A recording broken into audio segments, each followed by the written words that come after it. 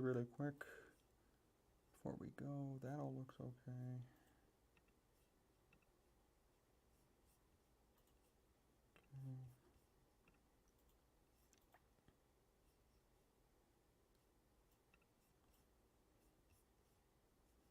Hold on one sec.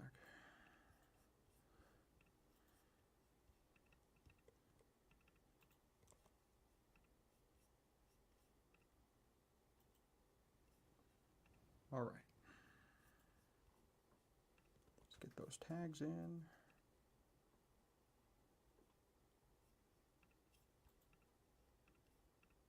You are live. Alrighty. Hello, everybody. Sports Talk Chicago here with you. We got Bears, we got Lions right here from our brand new studio in Chicagoland. So great to have you all here with us. Remember, you can support our sponsor, Amish Country Farms. Find them today in Orland Park. Tell them Sports Talk Chicago sent you. Follow us right here on YouTube. Subscribe to the channel. Hit that like button and comment throughout the stream. We're going to read your comments on the air. Should be a great one. Should be an interesting one, as we got Bears and we got Lions right here on Sports Talk Chicago. Really appreciate John Meadows directing and producing, doing some things on the fly today, trying to get ready. We got this new studio. We're breaking it in, trying to be ready for our live streams here. So came on a little bit late, but not too late, as the game is still just about to start, a couple of minutes away from kickoff. I'm going to share this as well. You can find us here on YouTube. You can find us on Twitch, and you can find us on Facebook, live all over. Having a great time today. Looking forward to having all of you here with us for a big game. Do we think the Bears are going to win? That's the big question here. The Lions playing for a lot. Apparently, it's like a postseason atmosphere. Everything's sold out for the Lions at this game. They're selling standing room only tickets. So big atmosphere out there in Detroit. And so glad to bring this action to you right here on Sports Talk Chicago.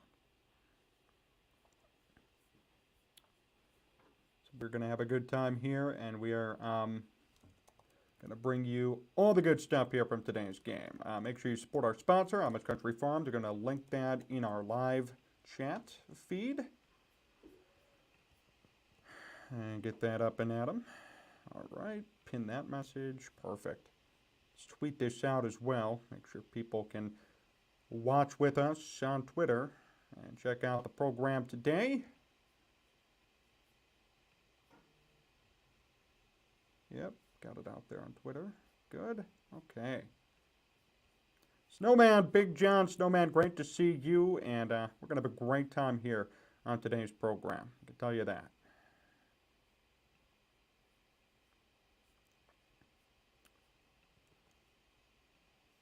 Want to make sure this back end stuff is resolved. So let's do that too.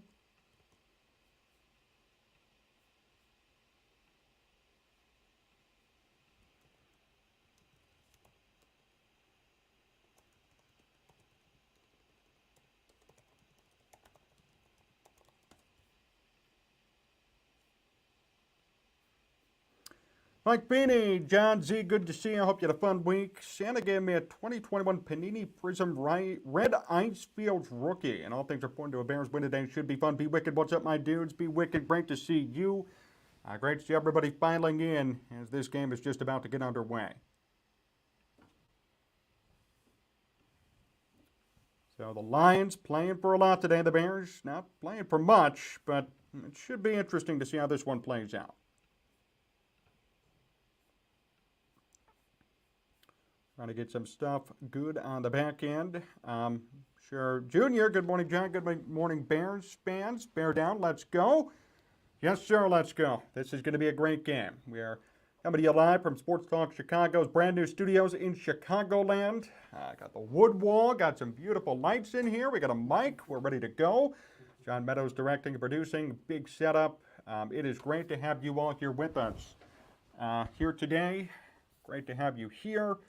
And this is going to be a very good game, I think. Very entertaining one. I don't expect the Bears win, but I do expect a competitive performance in a game that could go down to the wire, really. So that's the exciting part for sure. Got many of you filing in as well over on Facebook and on Twitch. You can follow us at both places, at Sports Talk Chicago on Twitch. I'm at Jon Zaghloul on Facebook. Got people filing in right now. Game has yet to begin. But we will be getting there very soon.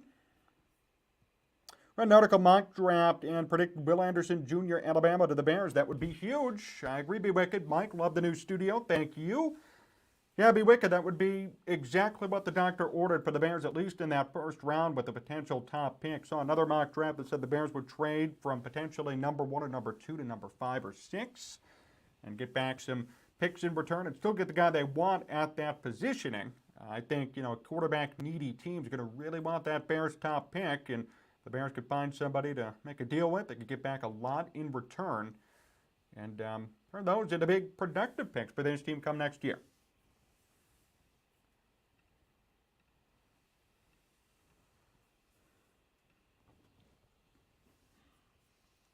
I was going to say I'm having a little bit of an issue with the tags on the back end for YouTube. I don't know if you could maybe manually add those in from your computer. Thank you, John. Got John Meadows, our producer, director extraordinaire, here with us today, hanging out and running everything on the back end.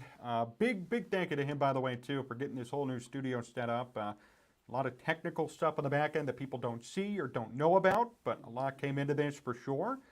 And it's really a pleasure to have him here, making sure that everything runs smoothly and that we're able to provide you a great product each and every Sunday. Now moving forward, weekdays when we do our shows live right here on YouTube and Twitch and Facebook. So it is Fox Sports today for the game, Lions and Bears, NFC. Awesome. Thank you, John. Aaron, great to see you, my friend.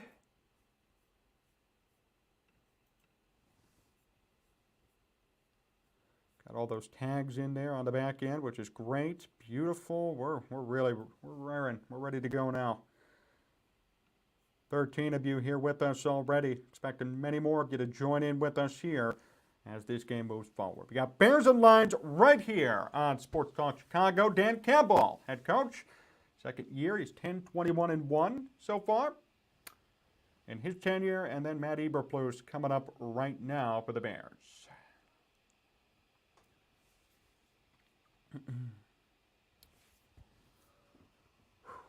All right. So Jared Goff, who's having a great year, 28 touchdowns, 7 picks entering action today. And what will the Bears do against this very good, I would say even elite, Detroit offense? 5th in the NFL, averaging 26 points per game, but they're giving up around 27 points per game. That's the worst defense in football. So the worst defense, one of the best offenses, opposite of Denver. Interesting to see how this one goes. Bellis Jones Jr. back to return this kick. Bears will receive first. Here it comes from Fox, and we're underway in Detroit. Kick will go through the back of the end zone for a touchback. Bears will come out first on offense. Here comes Justin Fields. Goes against the Lions in Week 10, 147 rushing yards, 167 passing yards, and 4 total touchdowns. Elite Detroit Lions. Never thought I would say that. Aaron, me and you both. I never thought I would say that either. But their offense is statistically elite, and that's a big reason why if they win this game, they're still alive in the NFC playoff chase. First and 10 for the Bears from the 25. Here's Fields. Pringle in motion. And off to Montgomery up the middle. He gets stopped for a gain of 0.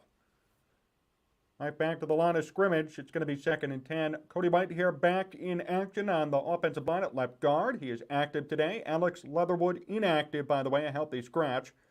Chase Claypool's active. He's starting. EQ St. Brown is back as well. So the Bears having some of their top wide receivers back in the mix after a really bad game last week with so many guys injured and not enough weapons for Justin Fields to do a little bit of anything, really. David Montgomery lines up as a wide receiver at 2nd and 10. 5 wide receiver set for the Bears. Fields out of the shotgun. Back to pass. Fields the blitz. Going to go deep downfield. This pass is incomplete. Ellis Jones Jr., the intended target. Fields hit as he threw the football. And it's 3rd and 10.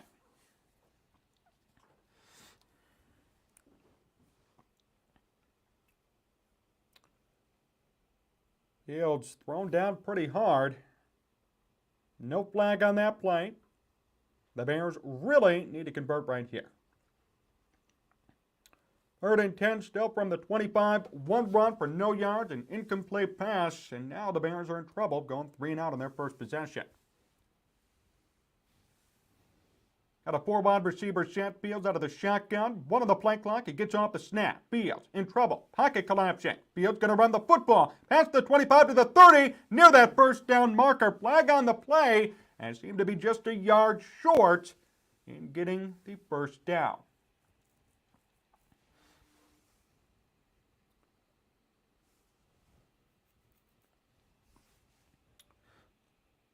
Holding on the defense, holding on Detroit. That'll be an automatic first down for the Bears. A lucky break for them. Keeps their drive alive and going. Fields officially was short by 1 yard, but with the holding call, it's going to be first down anyways.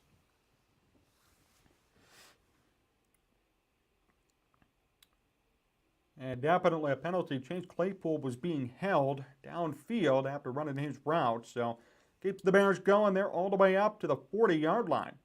On a first down and 10, here's Fields out of the shotgun. Fields, a read option. He's going to run the football. Gains about 4, maybe 5 before being taken down.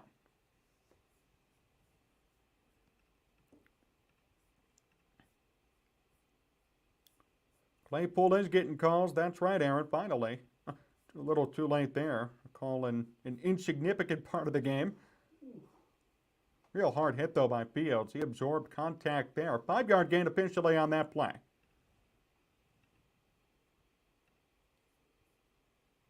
Here's Fields out of the shotgun. 2nd down and 5. 3 wide receivers set, 2 tight ends. Fields takes the handoff, back to pass, in trouble. A little bit of a screen. This one caught by Montgomery. He barrels forward and is just a half yard short of that first down marker.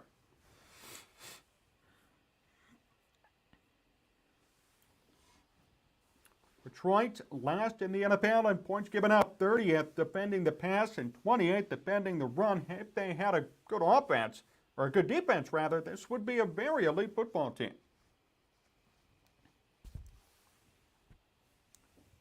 3rd down and 1. Fields out of the shotgun. Flip back to Fields. He gets the first down and much more. Justin Fields past the 30 to the 20, and he's taken down. Huge gain for Fields. What a play.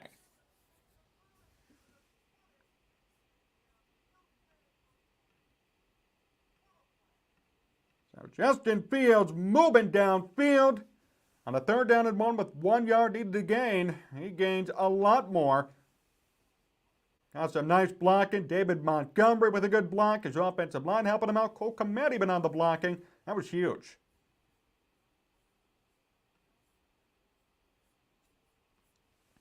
Here we go. First down and 10 for the Bears. 11:45 to go. 39 rushing yards already for Justin Fields. Fields on a 1st and 10. Going to go deep downfield. This pass is incomplete. Overthrew Byron Pringle, the intended target.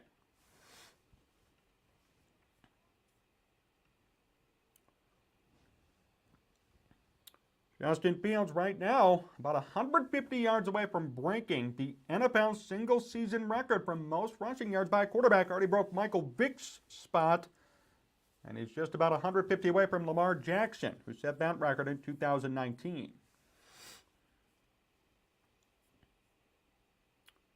Injured Bear on the field. Don't know who that is. Let's take a look. And Larry Borum down on the field. He seems to be hurt. So Larry Borum being checked on by the training staff. Jim George, good afternoon, Jim. Great to see you out in Hyde Park. He did break Vic's spot. Oh, it's actually Tevin Jenkins. My apologies. Tevin Jenkins is coming off the field. He seems to be not feeling too well. So Tevin Jenkins comes off. Enzo, new studios are amazing, John. Thank you. Very beautiful studios. Nice space out here in Chicagoland. New studios, but same great content. And John Meadow is still behind the scenes directing and producing as well. So everything's the same, but a nice new look to be with you for this new year. So Jenkins walks off the field under his own power. I'm not opposed to that. Jenkins should be shut down to get healthy. Bears on a 2nd and 10 from the 21-yard line. I formation with Komet in motion.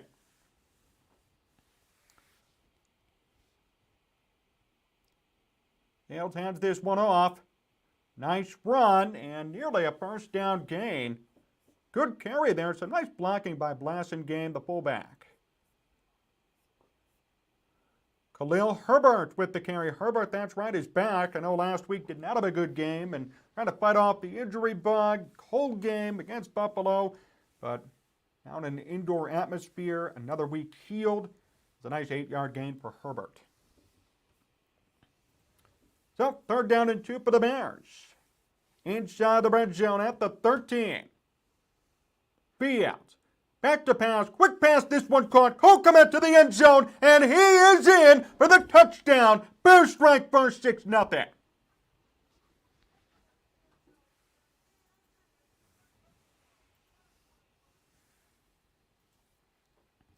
So Cole Komet gets in. And the Bears are up 6-0 over Detroit to start this game off. Komet was wide open, no defense near him, and he did the rest. A short pass by Fields, and Komet runs in relatively unscathed and gives the Bears an early 6-0 lead.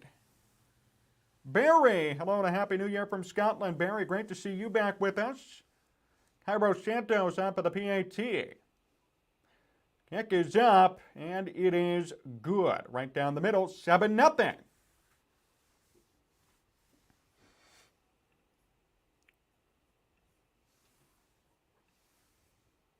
That's the way to start.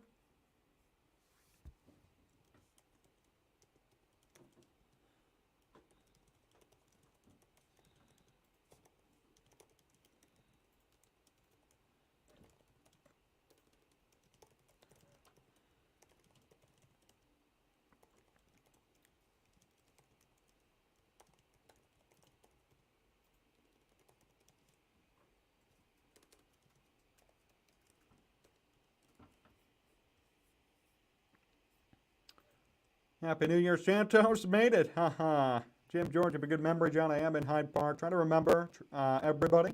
Trying to remember where everybody is. Ron, I hope the Bears bring in another kicker next year. Well, there's been talk already about the Bears probably going to be trying somebody out at least and giving Santos a run for his money.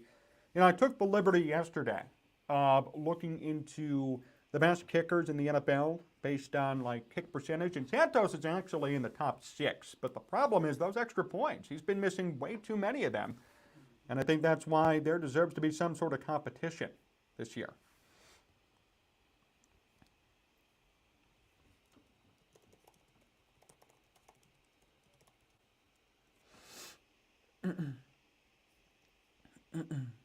Bears should sit Fields so we can lose. Why are we cheering for the Bears? No, Lunatic. That's a funny name. I agree with you to an extent. I mean, look, you know, the Bears lose this game. If the Texans win, they get the #1 pick. If the Bears win this game against Detroit, what does it really mean? You know, I think it's going to be a very close game, but I really do believe the Bears are going to lose this one. You know, they are tanking, whether people want to admit it or not, whether people want to acknowledge it or not. This is a tanking team. And although they've scored first, like they have in pretty much every game they've played since Justin Fields got hot and they beat the Patriots, that doesn't mean they're going to win. So I would caution yourselves. I mean, it's fun to watch them succeed in the beginning, but I'm not expecting a win from them. I'm really not.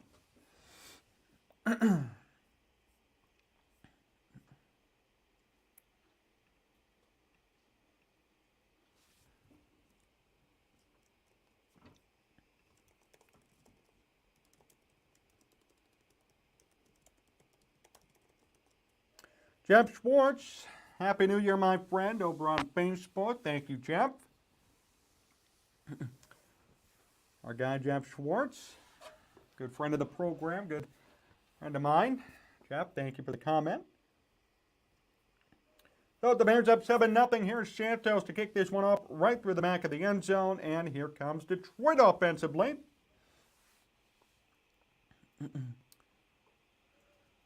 If you're a fan, you should cheer. Yep. John, did you graduate from the University of Chicago? Your incredible memory tells me that you did. Yes, I did, Jim. I did graduate back in March. So almost a full year now. Yes, went there for 4 years, graduated, and so that's why I told you before, I've been in Hyde Park a little bit. Definitely know the area very well.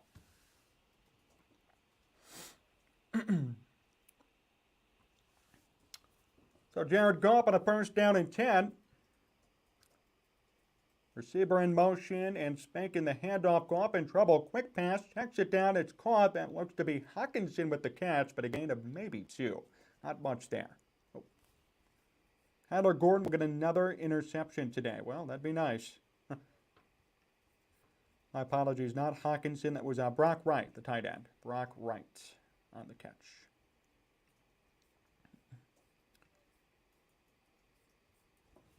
A lot of you already here with us on YouTube would appreciate likes and subscriptions and your comments as we'll read them live on the air here. Second down and 8. Hand off, a run right up the middle, gain of about 4, running into the Bears pile. Going to be third down for Detroit to come. Bears have the 12th best passing defense in the NFL, but they're 31st in the NFL in points given up.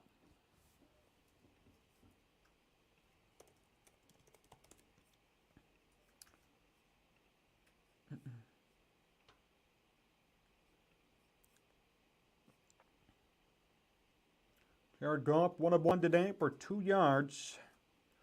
Third down and 4. Can Detroit capitalize from their own 30?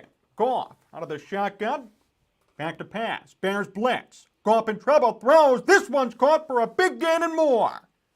Amon-Ra St. Brown moves the chains big time, and the Lions stay alive on this drive.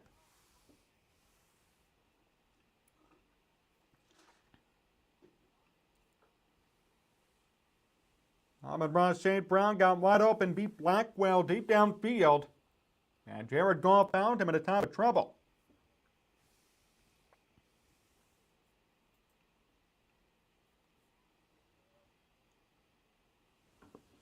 A 28-yard gain, and Detroit is in Bear territory at the 41.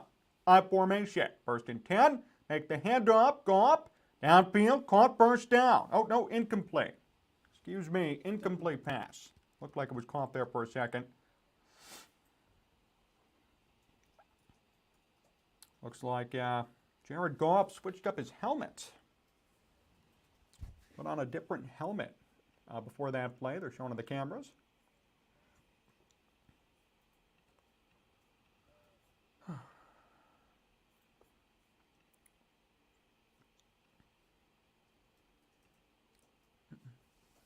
Lions had the most points scored in the first quarter all year in the NFL.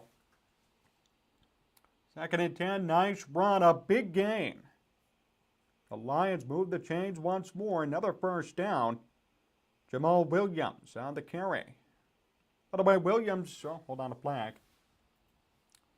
Holding on the Lions. So they're going to negate that run and probably move back. What I was going to say is Williams actually is the most rushing touchdowns in the entire NFL this year. Very surprising for a guy who was a backup in Green Bay. Panthers and Buccaneers. The Panthers strike first, and they're up 7-0. If the Panthers win that game and then win next week, they win the NFC South.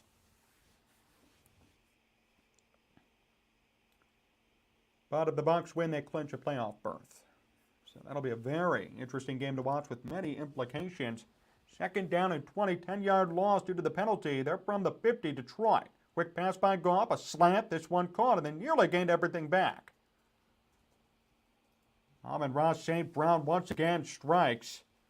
Third down and short to come.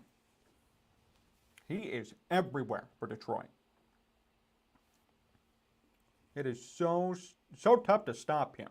The Bears have the wrong St. Brown, as I think we all know by now. Don't think that's really a secret anymore. So third down and 4. What will Detroit do here? It's Goff out of the shotgun.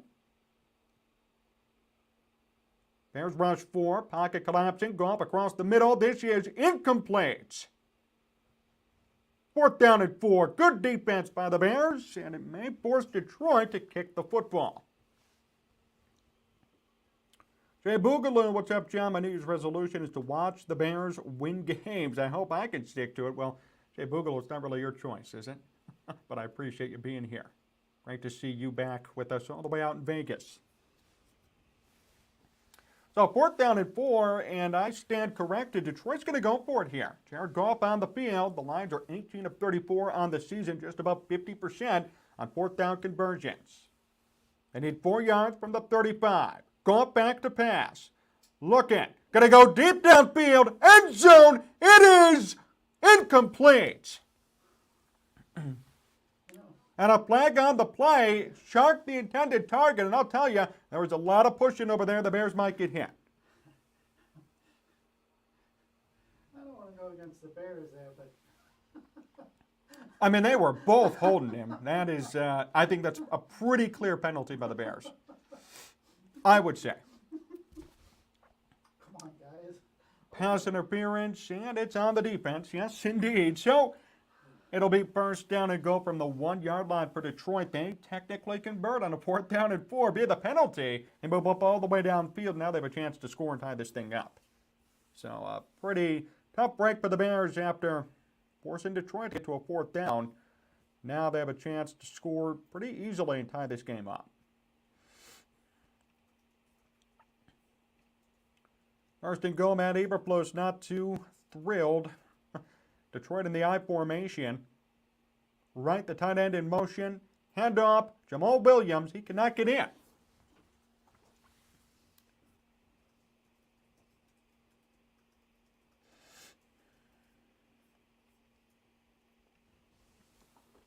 So 2nd and goal.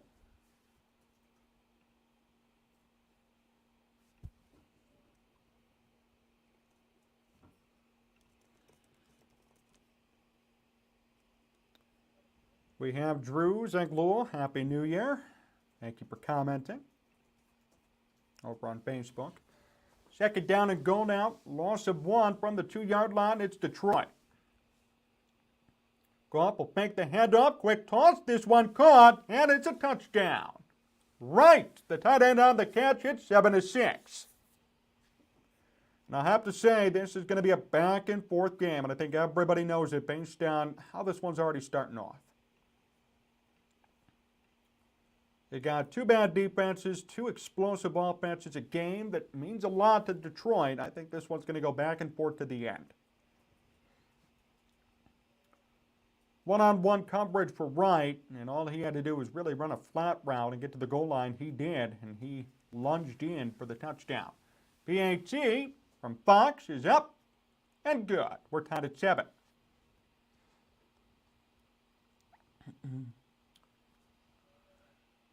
Jim, Bears lead the league in giving up opening drive touchdowns. That's how horrible our defense is. Bears losing this game easily. Jim, as I said before we kind of got started, I don't predict the Bears to win this one. So we're going to have to see how this goes for them. But I don't think it's going to be a win. As much as I'd love to be optimistic and excited, I just don't see it.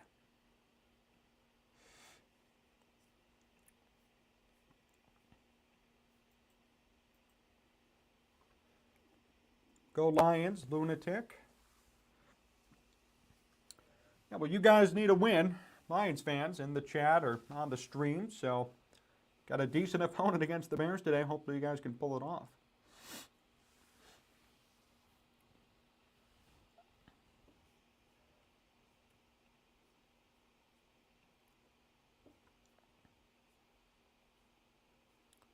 So, tied up at 7.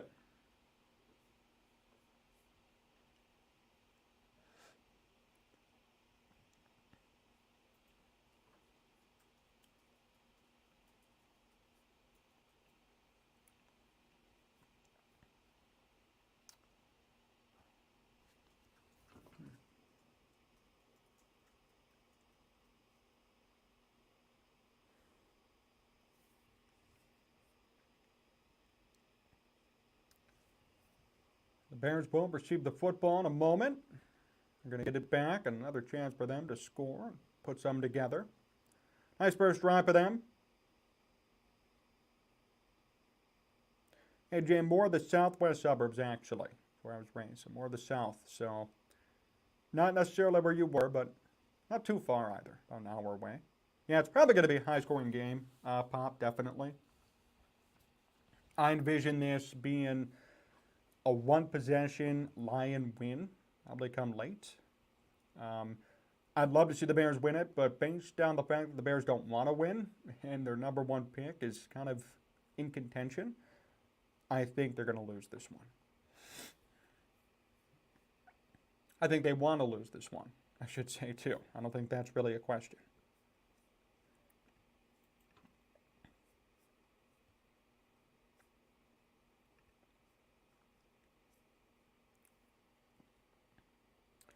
Not playing 75 yards in 4 minutes with the Lions. They drove downfield pretty quick. Velus Jones Jr. back to return this kick. And a kick from Fox will go through the back of the end zone for a touchback. So with 6:45 to go in the first quarter, here comes Justin Fields and the Bears. They scored first. Detroit answered back. What will the Bears do to answer back to that?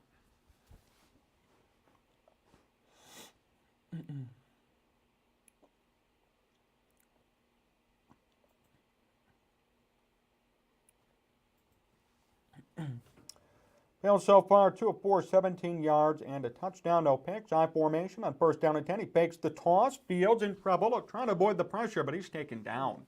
No blocking on that play. Hutchinson was all over him from the beginning. Him and Kaminsky teamed up for the sack.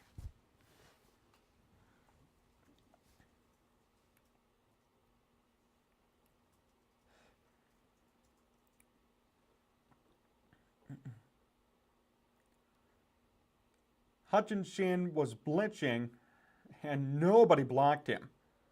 It caused the pressure, and then Kaminsky came in on the back end, and both of them teamed up. Really nice play, actually, by Detroit.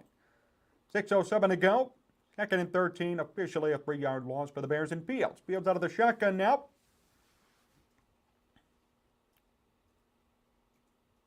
Take the handoff, and David Montgomery with a nice run.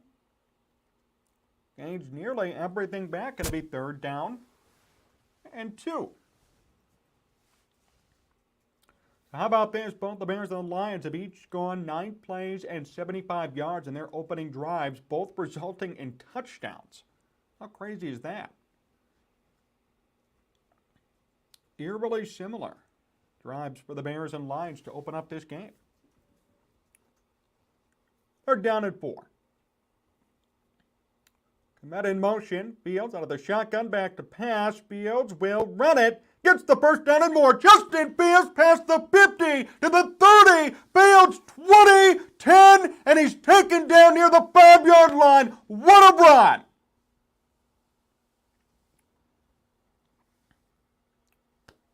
How about Justin Fields?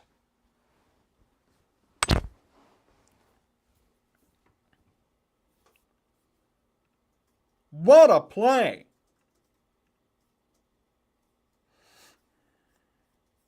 Stop hitting your mic.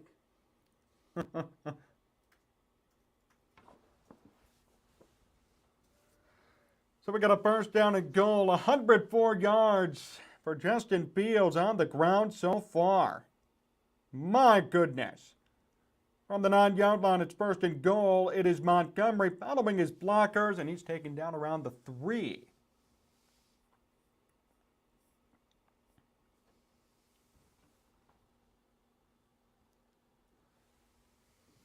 Nice run for Montgomery following some decent blocking. Nice job of the Bears' offensive line and Cole Kmet. 2nd and goal.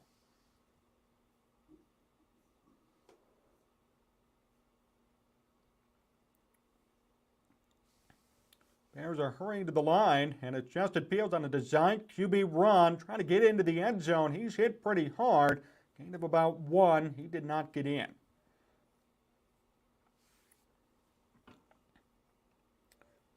So Fields now at 104 rushing yards already. And he already entered action with 1,011. So 1,116 per Fields on the season. Lamar Jackson just over 1,200. So Fields very close to getting there. We're down and go for the Bears from the 2. Fields back to pass. Pocket collapsing on his feet. Thinking about running, and he's going to go out of bounds.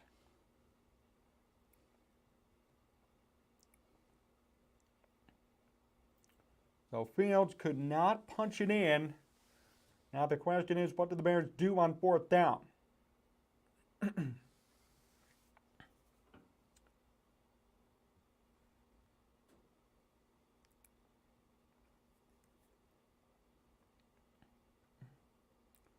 Looked like Cole Kmet was wide open in the end zone, but Fields chose not to throw it.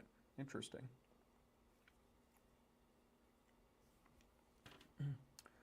The Bears will kick it from 23 yards out, and Cairo Santos hits it, so it's something. 10-7, Bears up. No touchdown, but they do get the 3-point field goal there, and it puts them up by 3 early on in the first quarter.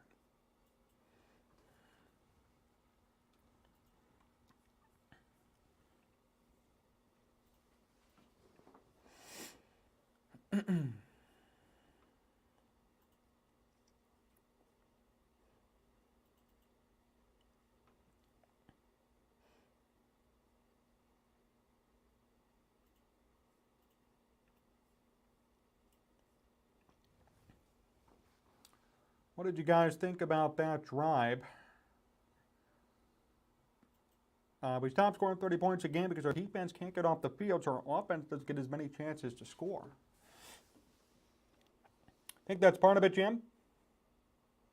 I also think that part of it has to do with the fact that the Bears a lot of times just cannot come through in the red zone. So a lot of time they're kicking field goals instead of going into the end zone and scoring touchdowns. Oscarini. Barry, who's Jason? I think he meant Justin. I think that was just a typo. Appreciate all of you being here. A lot of you here with us on YouTube. Still live on Twitch and Facebook as well. A couple of you piling in on Facebook. Reading all your comments on the Facebook live chat.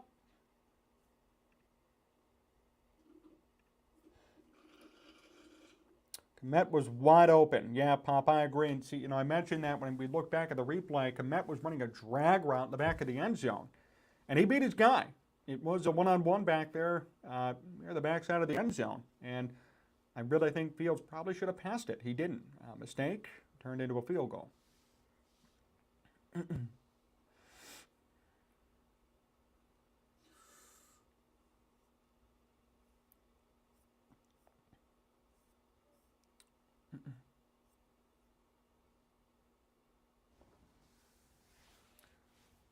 So they're showing some Week 10 highlights. That was a game that I was particularly mad about. If you all remember, the Bears were winning that game for a while, but in the end just totally blew it.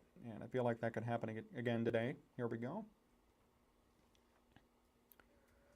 Jim George, we went 5 games in a row where we scored 30 points a game. No Khalil Herbert not being able to get off the field defensively stopped our 30-point games. I agree with that. 100%. Pop, I agree too. I mean, it looked like he was hurt. I didn't want to speculate to say anything, but now Fields is getting stretched out over there in the training bench, watching the iPad, so maybe he is not feeling too well with his legs. Here's the kick from Santos right through the back of the end zone. It's a touchback.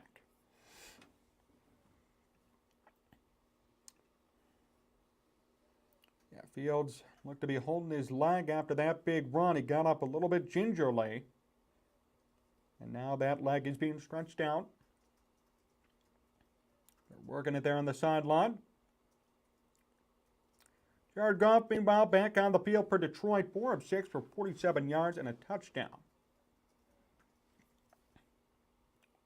1st and 10. And up. Williams up the middle, burst of speed up near the 40. A 15-yard gain. Jamal Williams.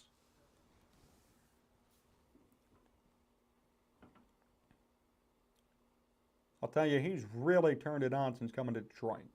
He was a number 2, number 3 out there in Green Bay, and now he leads the NFL in rushing touchdowns, and he has looked spectacular this year. Him and DeAndre Swift really have done a great job together, teaming up offensively for the run game. 1st and 10, go up out of the shotgun. Quick pass, this one caught by Swift. Swift past the 40, near the 45, before being taken down. So an easy pass there for Goff, and Swift with the reception, 5-yard gain officially. Goff is 5 of 7 for 52 yards.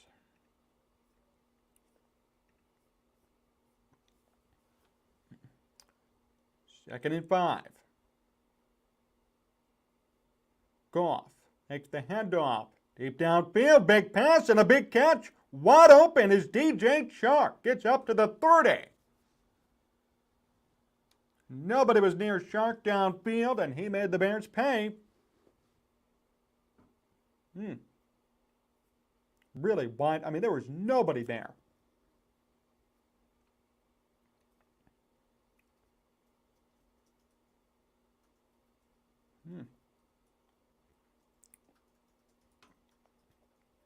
So, 1st and 10.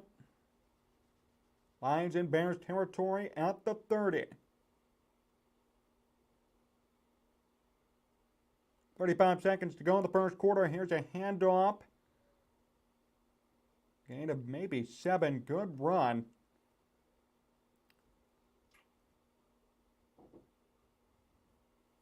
And that was Williams on the carry.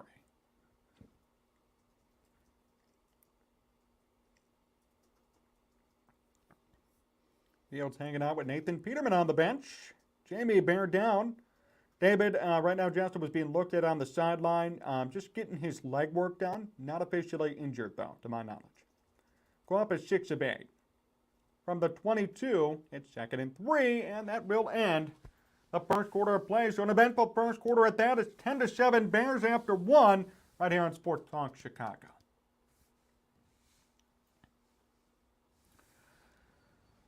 Yeah, be wicked. So I recommended that 2 weeks ago when I was on the Tape Never Lies live stream. They told me no. They said they didn't like that idea. And, I understand you want Fields to get more reps, but you don't want him getting hurt either. Bless you. So, at this point, we're just going to have to see. I mean, now there's only one game left, right? So, if Fields gets hurt today somehow, or if he's really going to be hurt, don't play him next week. There's one game to go. You're going to be facing the Vikings, and, I mean, they've got everything wrapped up over there. So we're going to have to see. John, does the tape indeed never lie? I mean, if you interpret it correctly, right? If you have a bias and you're watching tape, well then, I don't know what to say, right? You got a lot of people who have biases for certain players or certain people, and they're going to tell you, hey, this guy looks good on tape, when really it's the bias that's showing. It's not the, it's not the unbiased opinion.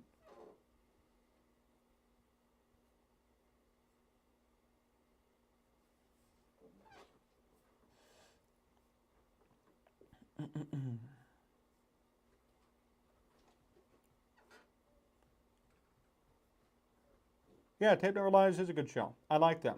Phil and Shane, good guys. It was nice of them to bring me on the program. And I know I promised them, we were busy with the studio move and all this stuff going on, but I promised that they would come on my show. And now we're going to be doing live streams at night, so I'm gonna have to get them on very soon and work something out with them to do like a special crossover episode of the program. So, we'll see how that goes.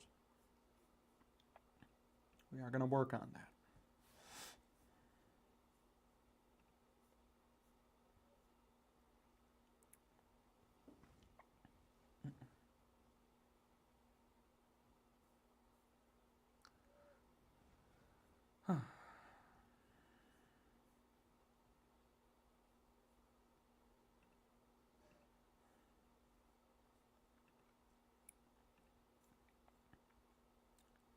Dr. Phil was on Adam Rank's show last week. We got to get Adam on too. Adam is a friend of this program.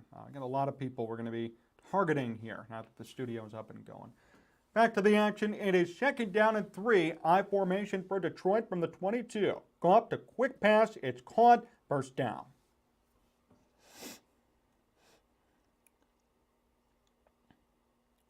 So, a nice catch there. Move the chains. Detroit still alive, and that was caught by the fullback, Jason Cabinda.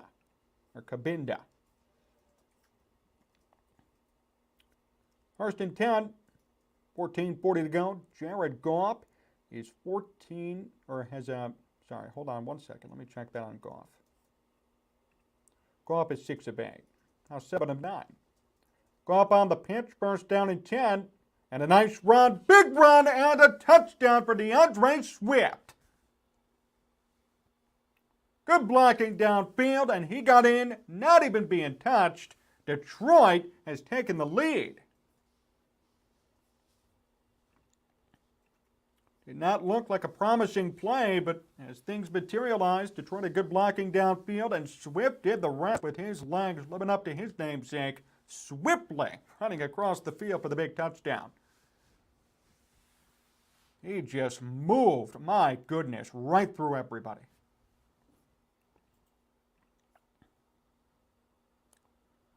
PAT kick is up and good, and it's officially 14-10. Jim, do you believe that Alan Williams deserves another year as the Bears defensive coordinator? This question has been asked every week from somebody, and rightfully so, because every week the Bears are giving up 30 or 40 points a game. You know, I would say that once he has the pieces and some horses to lead this defense, then he can't come through. That's when you fire him. I would be okay with the Bears keeping him for next year, but if we see the same performance next year after drafting a top edge rusher, a top defensive lineman, other top players, and they can't come through, then Ryan Poles spends money, then I'd say Williams should be fired.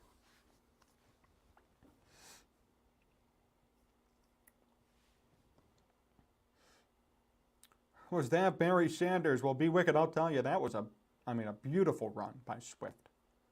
Goes to show you why Detroit has been so special, and it's pretty funny too, because usually Detroit is not a good running team, but these past couple of years, especially this year, now they got 2 outstanding running backs, a very competent QB, good wide receiving. Their offense is there. Their problem is their defense, and if they had a better defense, they would have a playoff position locked up already. They might win the division if they had a good defense. Yep, Lions fans, Bears fans, thank you. Go Lions. That's right, Lunatic hanging out here with us, guys. He's a Lions fan, and hey, I'm happy to have you here. I know it's a big game for you, so we're glad to bring you the action as well and see how this one goes. Look, I'd love to see Detroit in the playoffs. I really would. A lot of holes on both sides of the ball. Too early to start talking about coaches. Jeff, I fully agree. We need to see this team spend money, and then next year is going to be a good evaluation year for coaches, right? So if Ryan Poles goes out and spends the $120+ million in cap space, they draft certain players that they like, and then next year's a total flop and they go 3-13 again, then I'd say, hey, we need to talk about Ryan Poles and Matt Eberflus and Luke Getsy and Williams. All these people need to be evaluated and discussed. But until that point, I'm willing to give them a little bit more time to target players they want for next year.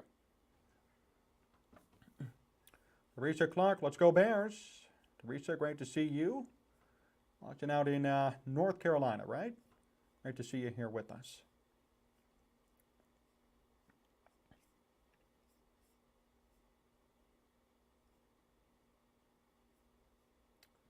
So it's 14-10, 14:24 to go. The Bears will receive the football. First half action still in Detroit, and it's Fox to kick things off. Ellis Jones Jr. back to return.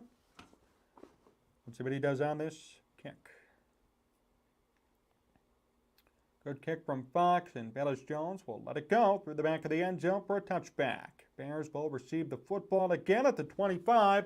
Here comes Fields, so he's okay, and he's ready to go. So Fields was doing some stretches and getting that leg worked on. Seems to be okay now. Great to see you, Collins K85. Fields 105 rushing yards in the first quarter of this game.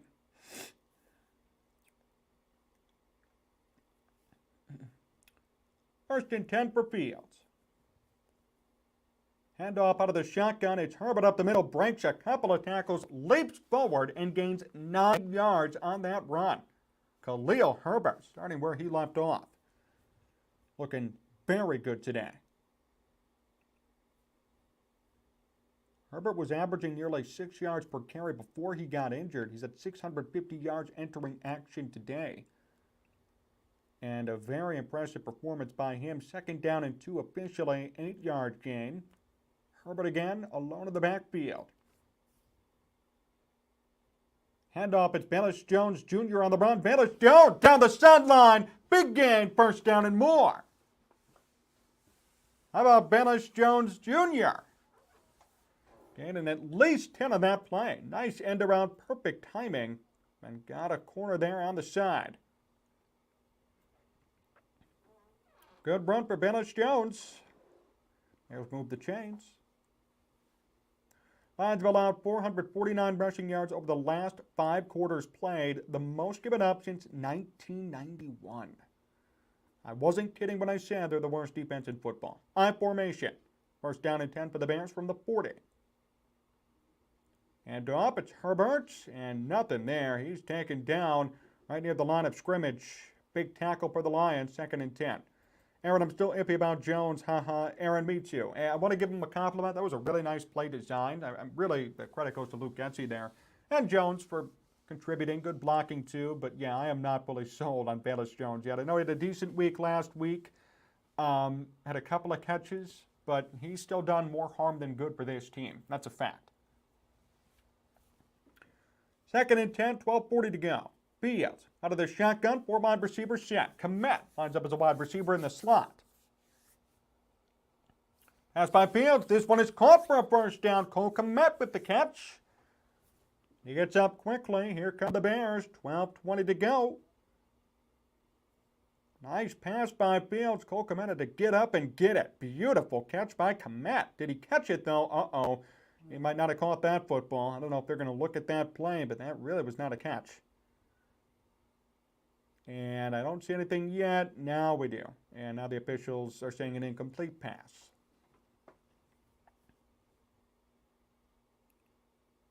Yeah, the pass is incomplete. Correct call. Dan Campbell had his challenge flag in his hand, and he was about to throw it down to the field, but I guess after further review without the challenge, they determined that was not a catch, and it really wasn't. Good call by the referees there. Definitely not a catch.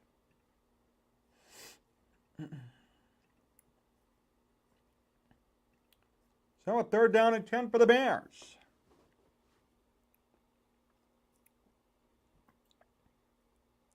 Bears are 3 of 5 today, 60% on 3rd down conversions. Bears at the 45. Trying to come through right here.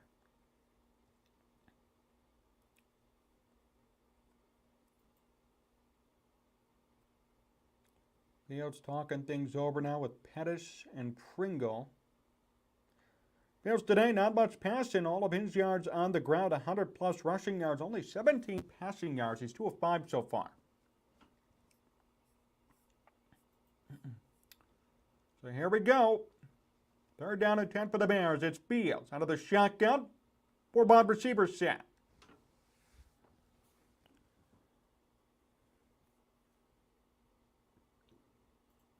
Webster in motion. Fields going to go deep downfield. This pass is incomplete. Byron Pringle was wide open, and Fields couldn't get it to him.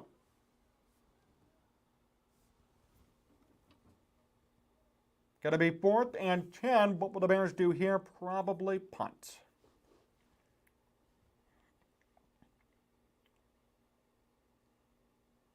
That was Herbert blocking, and he was beat. Fields got hit as he threw that football.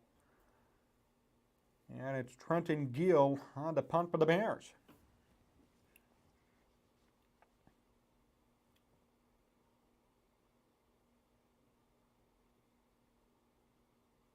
Nearly blocked. He got off the punt in time, and this is going to be A fair catch at the 9-yard line. Good job by the Bears to pin Detroit back deep, but they can't score on that drive. It's still 14-10.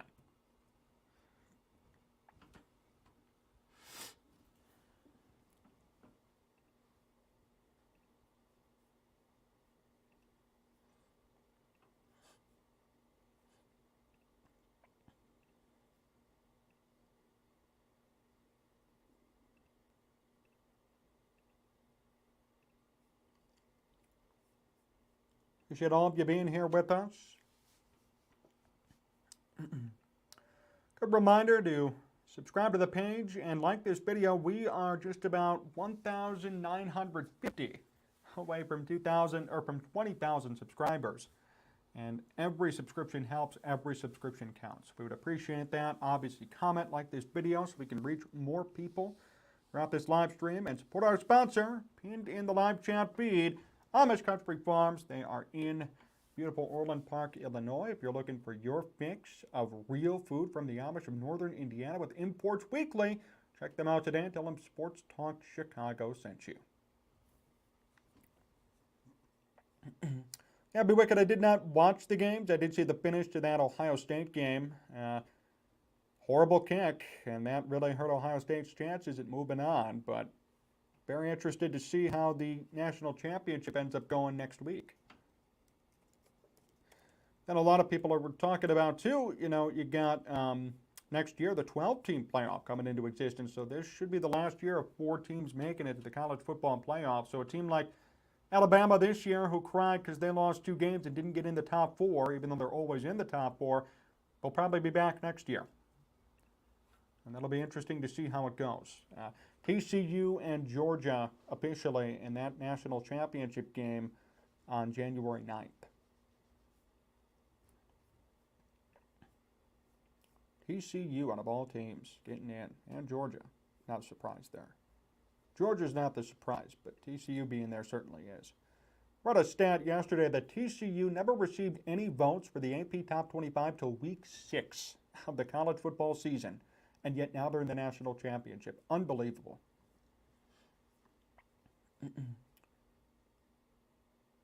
Should have been Ohio State, says Jake. Well, if they made that kick, I think they would have been there.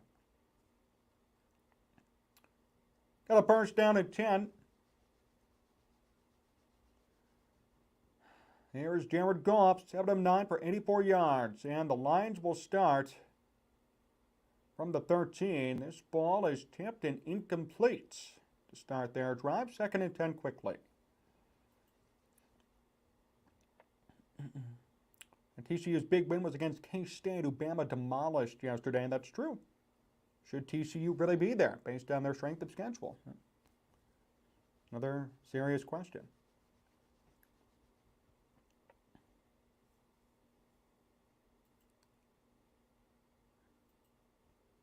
So 2nd down and 10.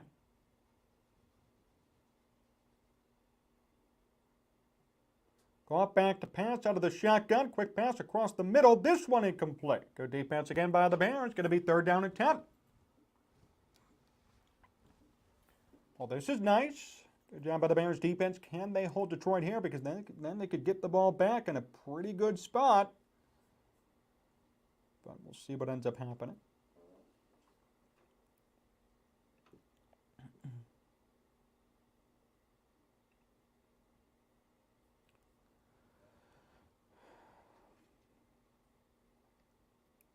Third and 10. Here's Goff. Goff rolling out. Quick pass. This one caught. Not enough for the first down. Pass was caught by Zylstra, the tight end, but he tripped up and didn't get to the marker. 4th and 3, and I think Detroit's going to elect to punt here. Now they always go for it on 4th down, but they're deep inside their own territory. Dante Pettis back to return.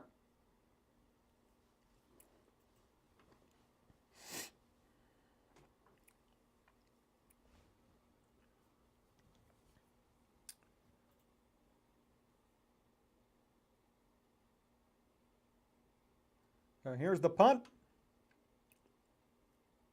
Pettis from the 21. Pettis Up to the 30, tripped up and taken down. Decent return for him. Bears will have decent field position to start.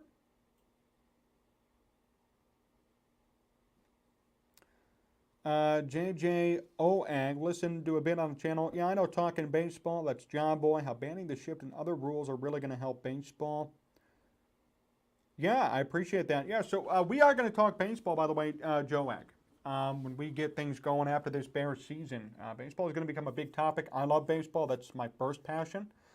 I would hope that more of you guys continue to tune in. But yeah, we're going to be talking a lot about that stuff. I don't like banning the shift, personally. And Joe G, okay, thank you, Joe. I don't like it because, you could always bunt against the shift, right? People like Joey Gallo who are crying because he's hitting 160 due to the shift. Well, if you bunted against it and forced people to play on that side of the field, there would be no more shift. I'm not really for banning it. I think players aren't bunting against him. Players aren't learning how to hit the opposite way. That's their fault.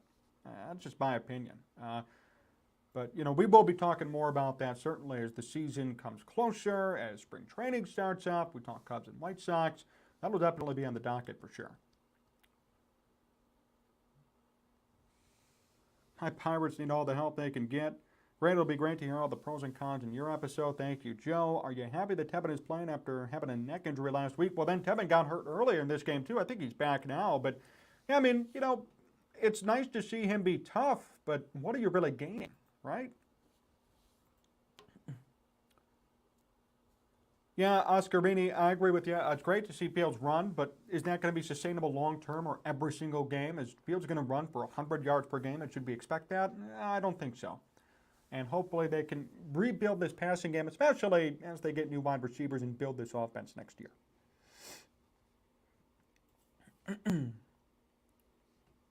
Race for the 7th seed in the NFL playoff chase, the NFC playoff chase.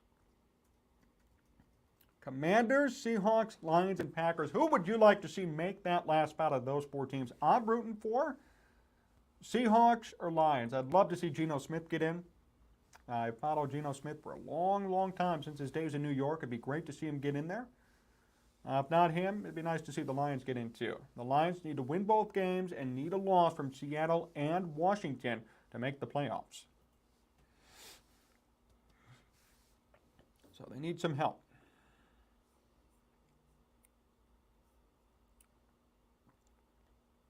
First and 10 for the Bears and Fields. Fields back to pass out of the shotgun, in trouble, and he is sacked. A huge loss.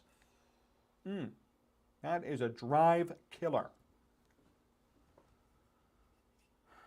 Tough blow for the Bears there. Already starting there on a first down. They're deep inside their own territory.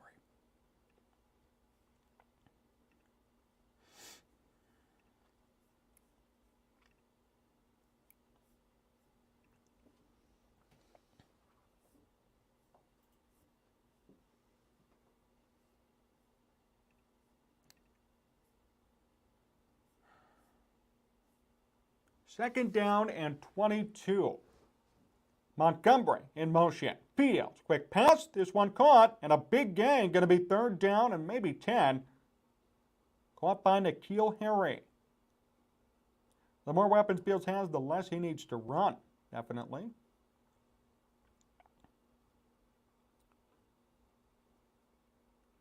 So Harry with the catch. Fields is 3 of 7 for 32 yards.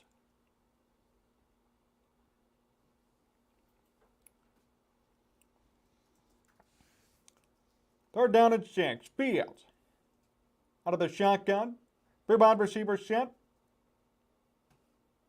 Back to pass. Fields already in trouble, and he's sacked.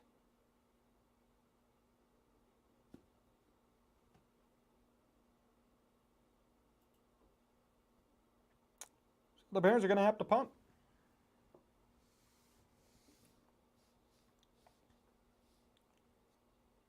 Wow. And hopefully he's okay. He wasn't even sacked by his own guy. Jones, the lineman, fell on Fields. So really not a true sack, but more of a lack of blocking. That did not look good. So here comes the punt. Trenton Gill on a 4th and 14. And here's the return from the 33 for Detroit. And nice job by the Bears. Good open field tackle by Blackwell. But after the tackle, he seems to be down and hurt. Great play.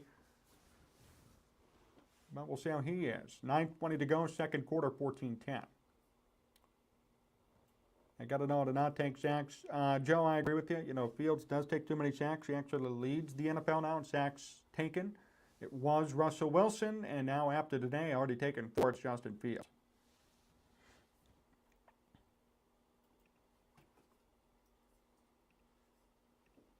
So, tough blow there.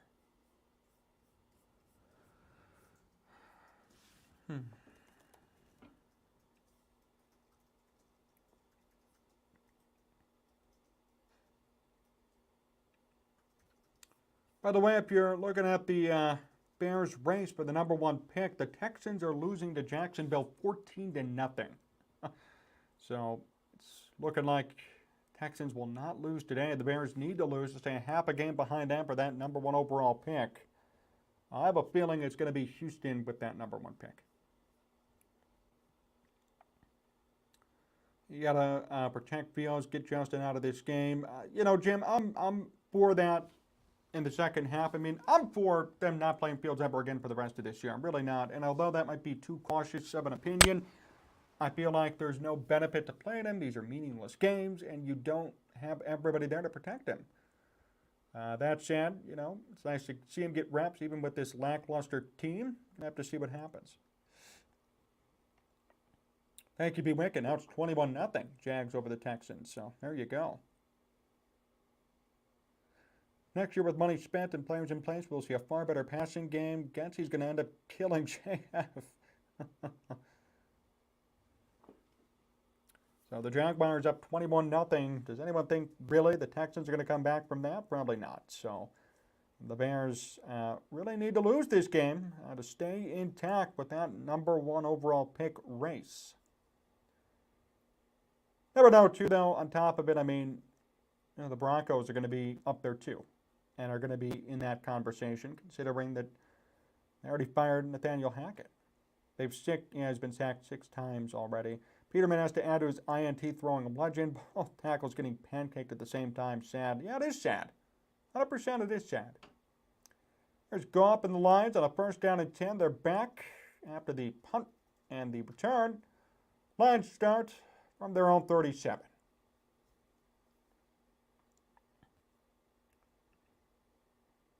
Hand up.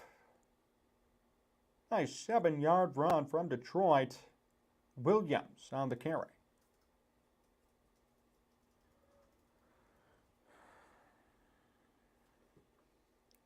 And Michael Schofield's going back into the locker room. So one of the Bears' backup linemen who's starting due to injury is now heading into the locker room on the card. 2nd and 3, first down for the Lions. Nice run. Buccaneers and Panthers, Sam Darnold throws another touchdown, and the Panthers are up 14-0. So if the Panthers win, they control their own destiny. They need to win today and win next week. They win the NFC South and make the playoffs after firing their coach mid-season. Talk about a real shift over there. Shark in motion. 1st and 10. Goff back to pass. A lot of time. Checks it down. Swift, or rather Williams with the catch. Lunges forward and gets the first down. Move the chains. Jamal Williams. Thought it would have been better to have given a backup QB his 10 minutes of fame in the last 2 games rather than press on with the possibility of further injuries to JF. Barry out in Scotland with that opinion. I don't disagree with you. But the Bears have opted to play him. Maybe Fields should call on his alter ego, Mr. Unlimited, SMH. High formation for the Lions. They're in Bear territory from the 36. Good job there by the Bears. Defensively, they stopped the run. Gain of maybe 1. Swift on the carry. Goff today is 9 of 13 for 104 yards, 1 touchdown, no picks, and no takeaways for this Bears defense so far. Detroit driving here and a chance to score once more to really extend their lead. So 2nd down and 9. Goff is out of the shotgun, a 4-wide receiver set. Check down, it's Swift. Inches near that 1st down marker. He might have gotten it. If not, it'll be about a half a yard short. 3rd down and 1 officially.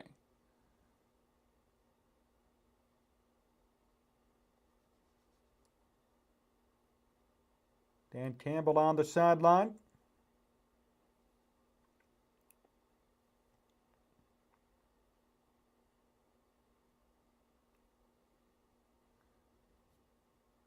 Here comes Detroit. Jared Goff on the QB sneak, and it looks like he got it. So Jared Goff, a leap of faith right up the middle, gets the 1st down, moved the chains, and it's still Lions football.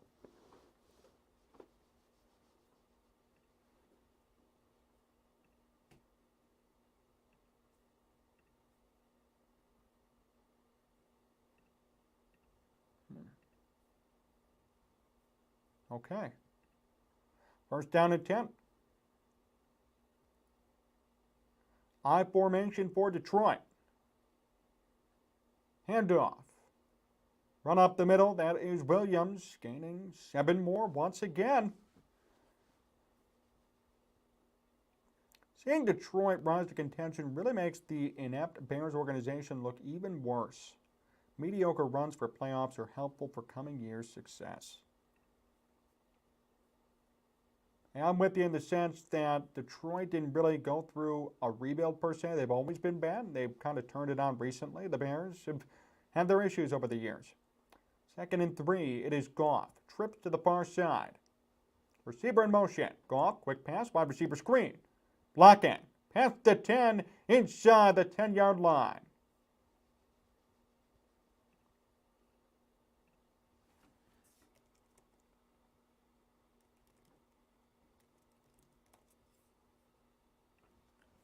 So a nice play design, quick pass, wide receiver screen, good blocking, and they get enough for the 1st down. Caught by Khalif Raymond, the wide receiver.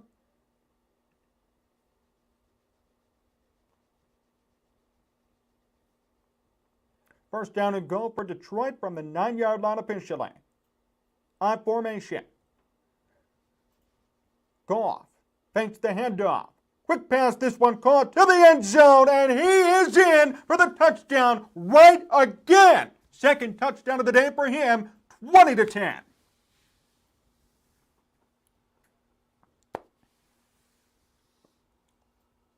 And Detroit takes a commanding lead.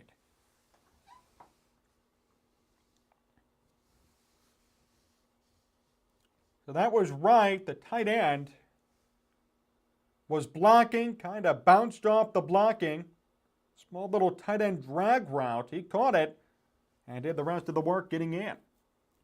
That's his 2nd touchdown of the game.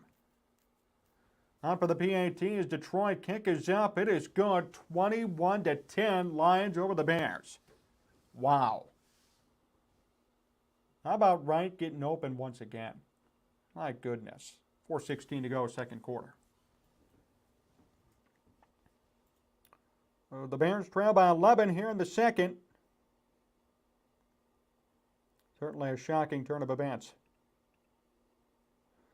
Chris Rouse, Happy New Year, man. Chris, thank you. Chris, good friend. Did a lot of broadcasting together in the past, him and I. University of Chicago, other stuff as well. Appreciate that, Chris.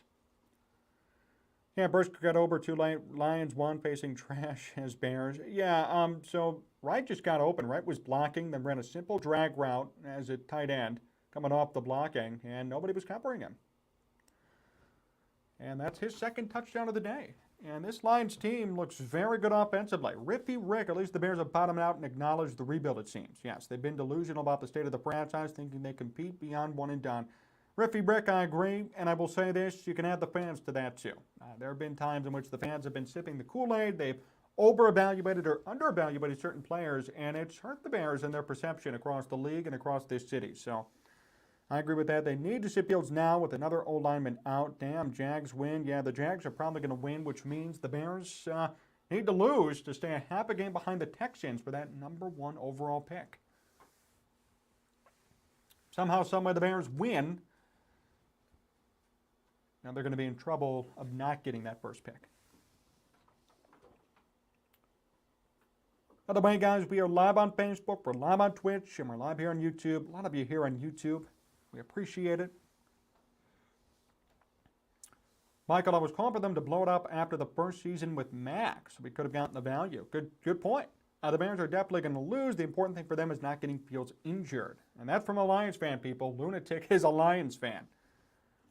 And, very rational opinion.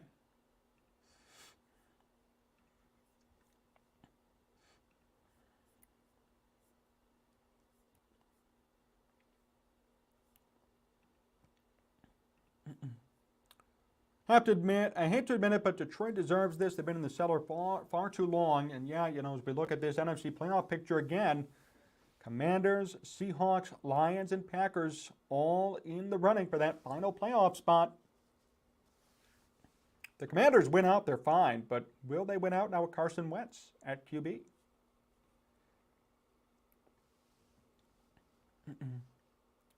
Touchback on the kick, and the Bears will start again at their own 25. It is 21-0 Jags over the Texans, by the way. Texans with the football.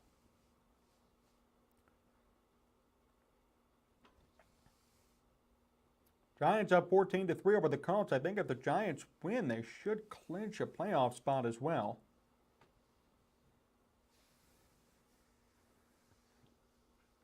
Thank you, Antmus. Appreciate it. 1st and 10 for the Bears. Justin Fields on the read option. He runs the football. Gains almost 10.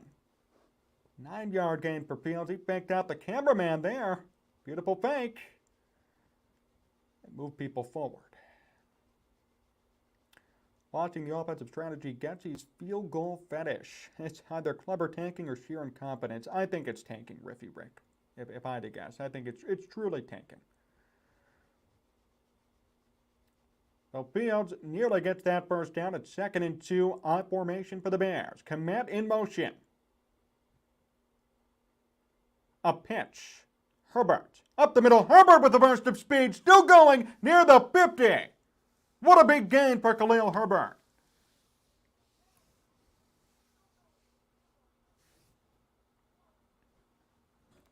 So Khalil Herbert breaks a couple of tackles, moves forward, and gets near midfield. 1st and 10 for the Bears, 3:10 to go in the second quarter. Bears do not get the football next half. They need to score. 1st and 10 from the 48. Fields makes the hand up to Herbert. Thinking to go deep. Breaks a tackle. Pocket collapses. Breaks another tackle. He's hit hard. Ball comes out. Who has it? A paw for the football. Justin Fields looks hurt.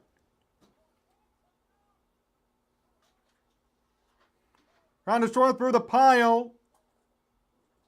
And it looks to be Lions football. Lions have the football. A fumble by Justin Fields, hit from the back. Hit hard, a blindside hit, not a surprise. He was really hit hard. A head-to-head hit as well, no penalty there. Ball already came out, and it is going to be Lions football. Wow. And you're going to get a lot of flack for this, but I'll tell you, you got to hold on to that football if you're Justin Fields. He actually does lead the NFL in fumbles. As good as he's doing, he does lead the NFL in fumbles. That's a fact. Fields comes off the field now. He is not happy.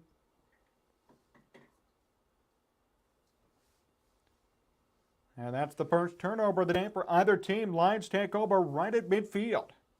Great field position for them and another chance to score with 2:50 to go. Hand up. Swift taken down hard by the Bears defense, loss of 1.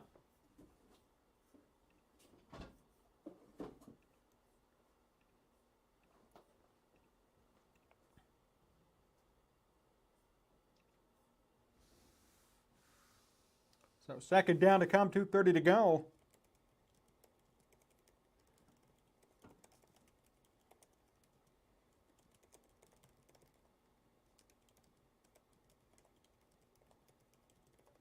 Here's Goff on a 2nd and 12.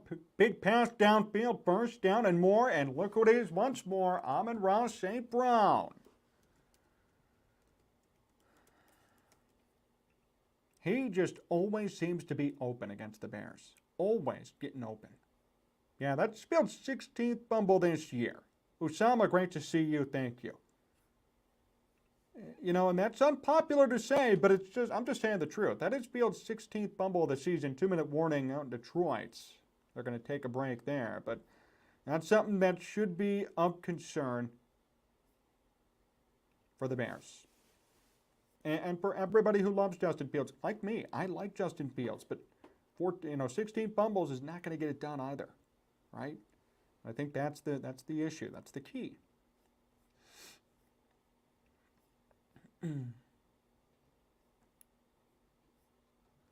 Yep, 16 fumbles. The Bears coaching staff is dumb. They won't take him out while it was bad. And I love Justin Fields, but you just can't fumble 16 times. That's the whole moral of the story.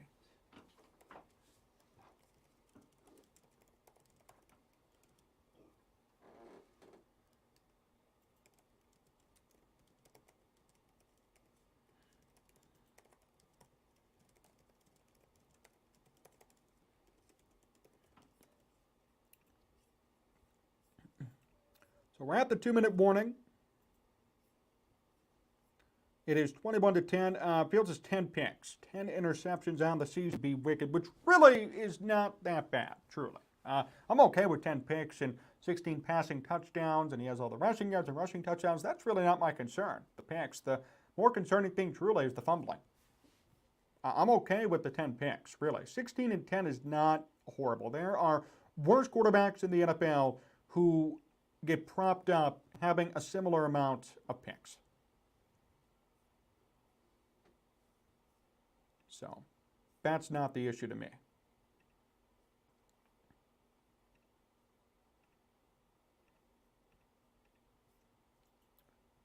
I love how every QB we face looks like a Hall of Famer. Yeah, it's pretty funny. I think it also comes down to the Bears' defense and their inability to stop quarterbacks from incompleting the football. I mean, you remember Kirk Cousins went 18 of 18 against the Bears to start his game, and Jared Goff is looking great too. Just a defensive issue.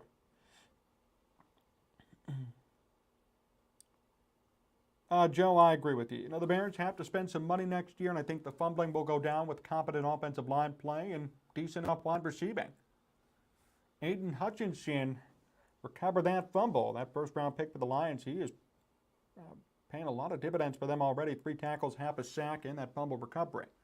So here's Detroit with the football from the 40 with 2 minutes to go. Can they score once again? They get the ball in the second half. It's Goff out of the shotgun, back to pass, quick pass across the middle. This one caught. Another first down, and it's Amon-Ra St. Brown. So St. Brown powers forward. Goff is 14 of 18 for 153 yards. 1:38 to go. And Detroit taking their time in the huddle. Probably want to not give this ball back to the Bears here at the end of this quarter. 1:25 to go. It's 1st and 10. From the 28. Goff makes the handoff. Pass is caught. First down and much more. Detroit near the 10-yard line.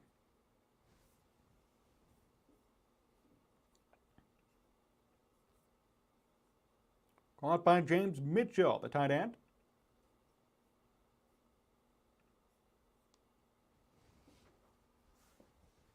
So Mitchell with a 10-yard plus gain held out of the football after being hit.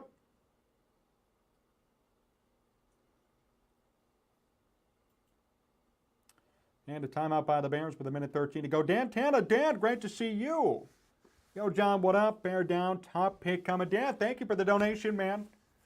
Really appreciate that. If you guys don't know, if you're new to the stream, Dan, very loyal follower of this program for a long time. Before these studios, before we even did live streams, Dan's been commenting. We've gone back and forth a lot on Twitter and Facebook. Great guy. Cannot say enough good things. And really appreciate your donation, brother. So first down and 10 now from the 13-yard line for Detroit. Amon-Ra St. Brown in motion. Handoff. It is whipped up the middle.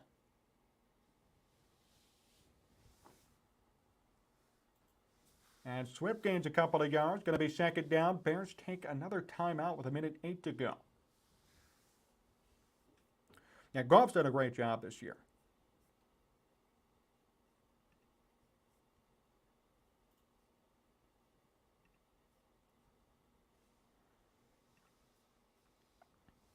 Goff has been very solid for Detroit. Already 2 more touchdowns today. That adds to a season-long total. And Goff entering action today, 26 touchdowns and 7 picks, so make it 28-7. He actually is one of the best-rated passers in the NFL, top 10. Second down and 6. Handoff. It is Williams. Stopped at the line of scrimmage. Third down, clock stopped, and the Bears take their final timeout. Aaron, I recently saw the videos of the Baseball Hall of Fame takes, and I understand the argument. It's a good one. Yeah, Baseball Hall of Fame coming up. We're going to hear about those results on January 20th, usually. They come in. So we'll do a video on that, probably recapping what the voters thought. You guys know me. I'm a big supporter of Billy Wagner. He's a friend of this program. And he's getting some good support. Todd Helton in the early returns getting some support. Same as Scott Rowland.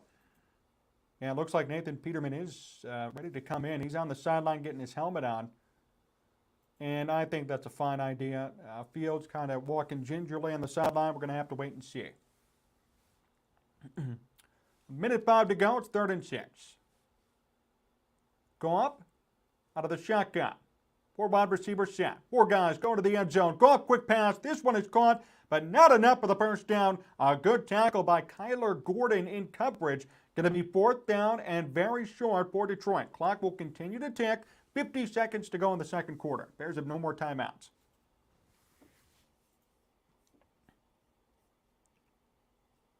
But a good tackle there in coverage.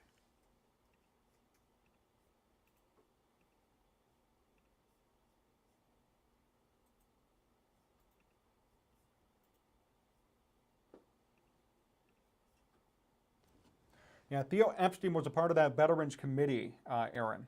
They usually pick some former baseball executives, current Hall of Fame players, and also other people within the game like managers, former managers. Timeout call by Detroit, 20 seconds to go in the second quarter. They're probably going to kick. Yeah, so Theo Epstein was a part of that committee, and he played a role in making sure all those steroid guys like Barry Bonds and Roger Clemens didn't get in. We don't know the ballots for each guy. We just know that Fred McGriff was the only one from that Veterans Committee to get in. You need 12 out of the 16 people on that committee to receive election into the Baseball Hall of Fame. And apparently Bonds, Clemens, and Curt Schilling, who has no ties to PEDs, all got 4 apiece. Right, but David Ortiz can get in. That was my argument. So the Lions are going to kick here. It's a 4th and 1, 20 seconds to go. It's a very short kick. Kick is up. And it is good. Lions make it 24-10 with 17 seconds to go. Jeff Kent does need to get in, be wicked, and he won't. Last year for him on the ballot, he ain't going to get in. I'll tell you that right now. It's not going to happen. If the Bears put Fields back in, I want Eberflus fired, Jim. Well, hey, you know what? We'll see what happens here. Although with 17 seconds left, I don't think there's going to be much.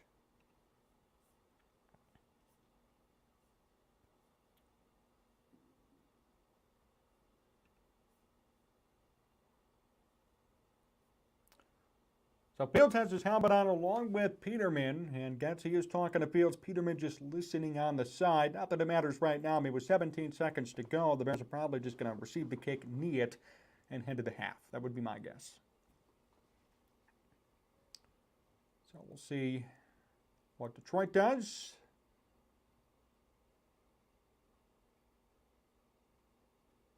Getsy and Fields still talking things over there on the sideline, and here is Fox ready to kick this one off.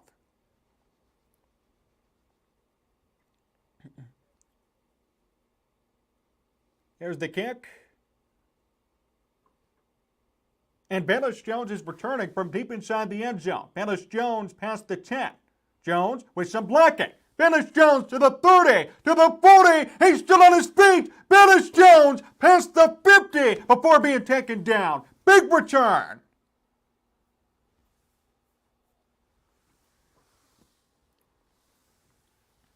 The question is, did he step out earlier? He stayed in bounds. Wow.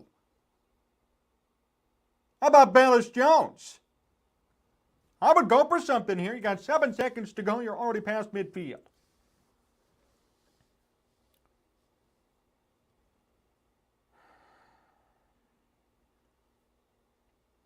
Here's Fields on the field here. 7 seconds. 1st and 10. Detroit playing man up 3 deep. Bears have 5 wide receivers set. This could be a Hail Mary. Fields out of the shotgun with 5 seconds to go. Nobody is rushing for Detroit. Pass downfield. It's intercepted. Intercepted by Detroit. That's the half. That actually sucked. That sucked.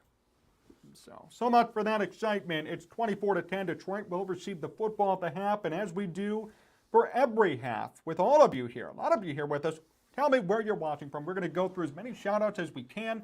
Where are you watching from? What town? What state? What country? How do you hear from international spots? Let me know, and we will shout you out.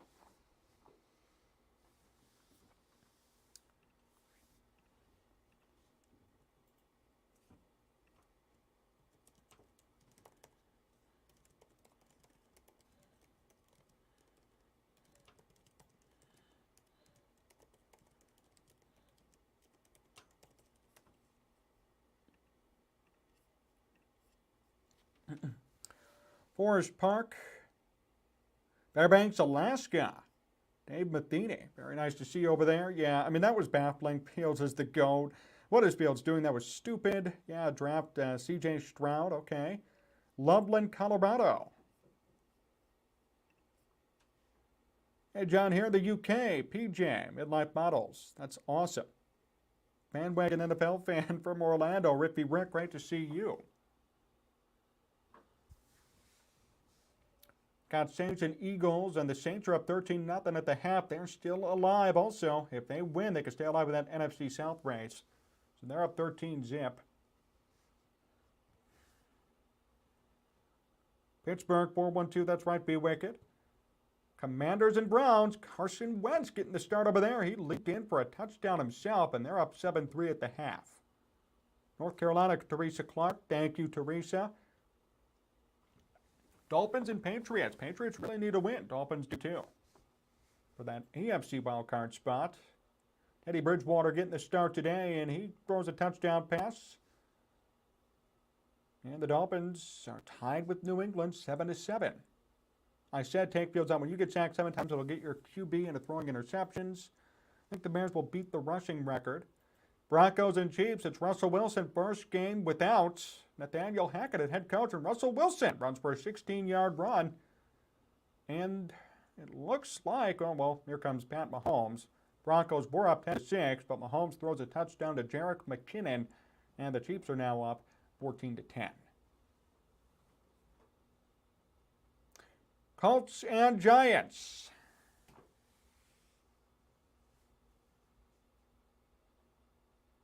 Nick Foles starting, former Bear, and he throws a pick for a touchdown. What a surprise. Everybody who loved Nick Foles here should love to see that clip.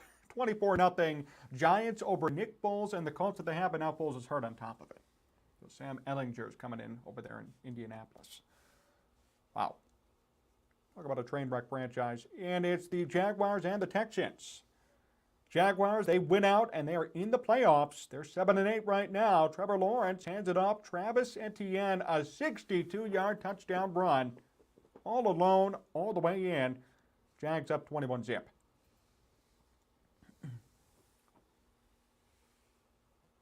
And the Falcons are up 14-13 over the Cardinals. That's a real game that means nothing to nobody. Both teams suck, and now they're talking about the Bears game. So, yeah, the Bears will trade down and reload the roster. I mean, that's my guess, too.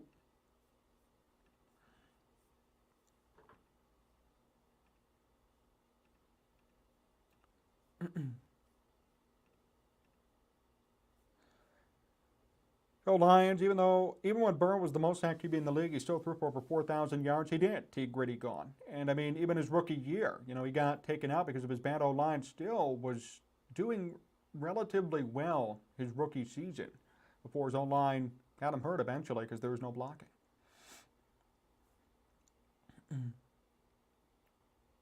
I could care less about PEDs. Most of those guys would have made the Hall anyway. Jim, I agree with you. That's why I'm a big supporter of Barry Bonds and Roger Clemens getting into the Hall of Fame, especially those two because they were going to be in regardless. These games are played for experience to pull off a winning drive. That last INT was very, very bad for the goal. Yes, slow time, but you're practicing for future catches. Joe, I could not agree with you more. That was kind of pathetic from Justin Fields. Really, I mean, there's nobody even rushing at that point. You could have gone deep downfield. There was no pass rush. He had all the time in the world. And yet he throws a pick on a 15-yard pass. That looked horrible. I'd rather A-Rod not make the Hall of Fame. So, Aaron, yeah, I was just going to finish my statement there. Barry Bonds and Roger Clemens were going to be in before the steroids. A-Rod has used roids his entire life, as far as we know. I mean, he was using them out in Texas.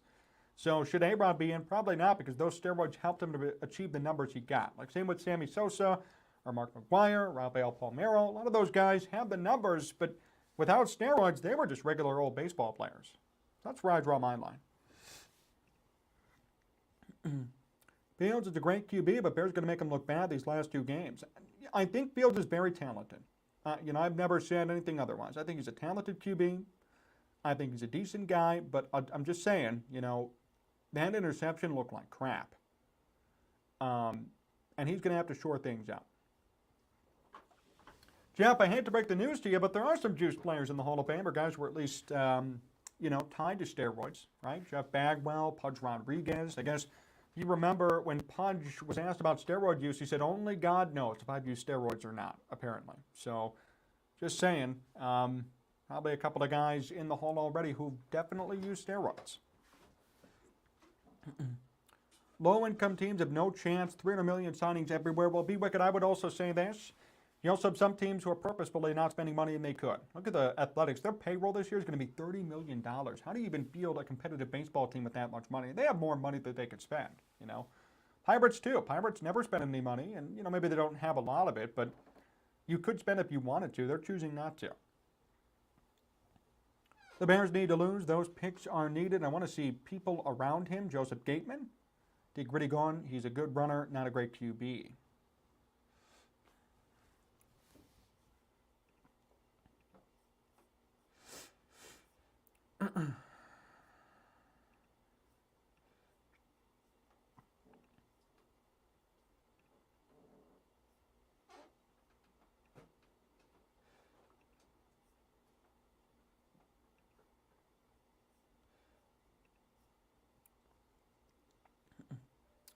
This season was all about development. I expect Fields to work more on himself. Yep, that was a bad throw there. John, the kid getting killed, and when the refs are not going to protect him, how's he not get the call? Definitely. Nolan Ryan, Pop, okay. We let players who threw spitters there the whole career into the Hall. Yep. Jim, we let guys with amphetamines get into the Hall, like Hank Aaron. Just saying. Gaylord Perry, Bill Necro. I'm glad your chat fans shows both sides. You can go against Fields and not be considered a heretic and or banned. Oh, really? Many channels don't let you go against the Fields narrative and ban you. It's odd. Yeah, Joe, I am all for saying whatever the heck you want on this chat. So I will never ban anybody if they have an opinion that doesn't go against the norm or doesn't go with the norm, because I'm kind of the same way. And that's why it's fun to do independent sports talk like we're doing here at Sports Talk Chicago. There will never be anybody getting banned for having, a critique of Justin Fields. It seems like you can't really critique him, but I mean, that throw was horrible, right? If this was Mitch Trubisky or any other quarterback, Nick Foles, Andy Dalton, we'd be pounding him. So, yeah, you're okay to criticize Fields. And if he does good, he does good too, and I'm going to praise him. Same idea. The Cubs will overachieve this year, Joseph. Okay, I hope so. I don't know if Dansby Swanson's going to be the end-all, be-all answer for them, but they invested a lot of money in him, and he's going to have to produce this year to help. Yeah, the whole Pete Rose thing, I mean, I think he should be in, plain and simple. I know they say to avoid the topic. I mean, look, if everybody's betting right now, if sports betting's legal and everyone's getting deep into the weeds a bit and setting all these parlays and getting excited in all these sports books are in Illinois and across the country, I mean, I think that Rose should be in now. They should reinstate him automatically and get him into the Hall of Fame. Yeah, Sosa was hitting 30 homers a season before taking PEDs, Jim. I would tend to agree with you, but he was never considered like a superstar. He was more so just a really good player. And look, maybe I'm wrong, and Sosa should be there. Mark McGwire's used steroids his whole career. I mean, he had 49 home runs as a rookie with the with the Athletics in 1987, right? So should Mark McGwire be there when he's always been juicing? I don't know.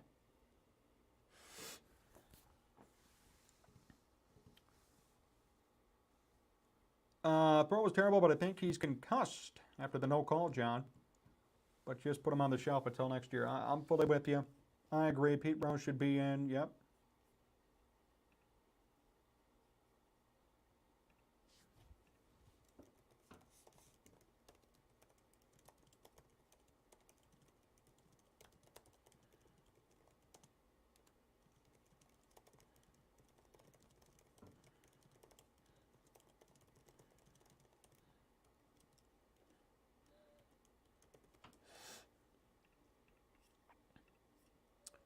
Is Ricky Henderson in the Hall of Fame? He's 100% in the Hall of Fame. Be wicked. Yes, he actually has the record for most ever stolen bases and most ever runs scored, interestingly enough.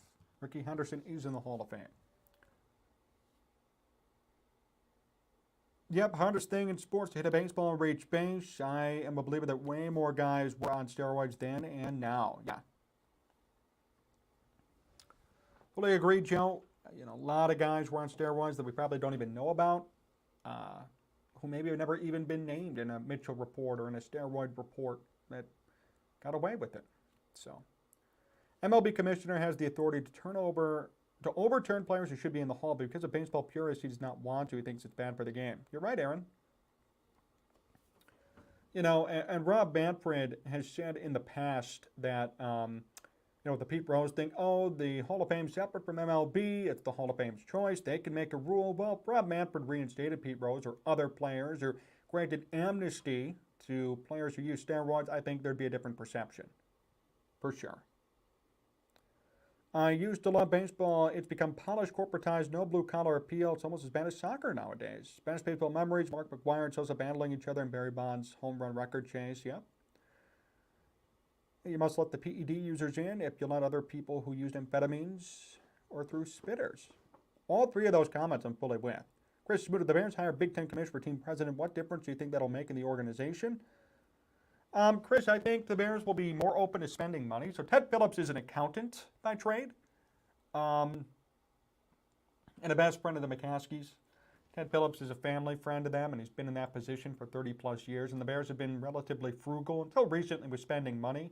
I think by getting rid of Ted Phillips and having an opportunity to bring in some new blood, somebody who's not directly tied to the McCaskey family, could bring in an opportunity for more money to be spent, more revenue for the team. They could fast-track the new stadium process. I think a lot of good things for the business side of the team, and eventually the on-the-field product will get better if they make that hiring.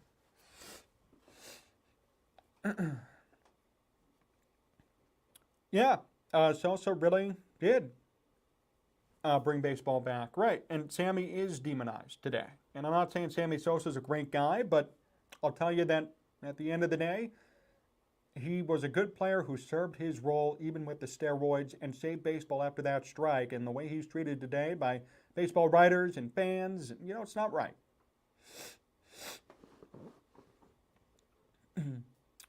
Is Getsy learning anything this year? I think he's learning how to run Justin Fields, but is he learning how to command a passing game, which is what his role was, ironically enough, out there in Green Bay? No. Mike Scott is actually not in the Hall of Fame. Mike Scott was a very good pitcher. Not in the Hall of Fame, though.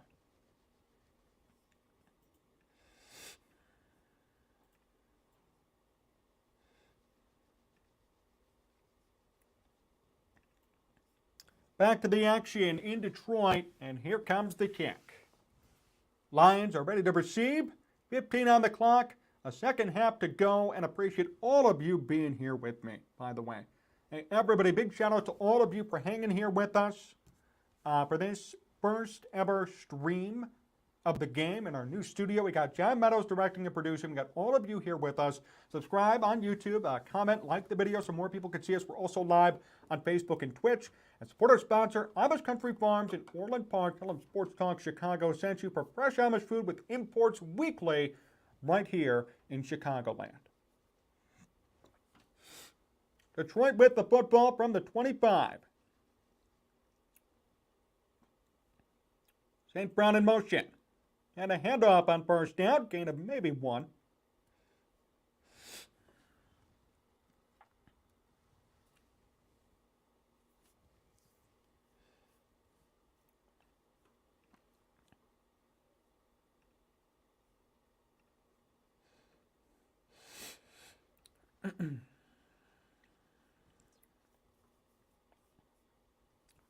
Second down and 9.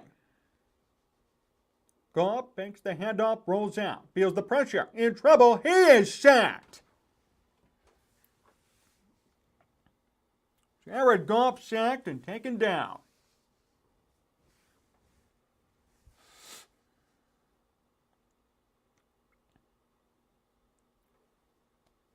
So third down and a lot to go for Detroit, and the Bears forced them to give them the ball back this quick. Third and 18 officially. The Lions need some yards. Goff out of the shotgun. Fakes the handoff. Oh, no, he hands it off.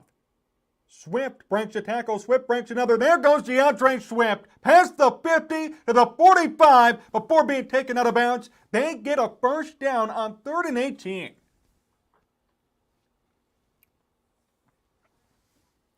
Wow. That was sad.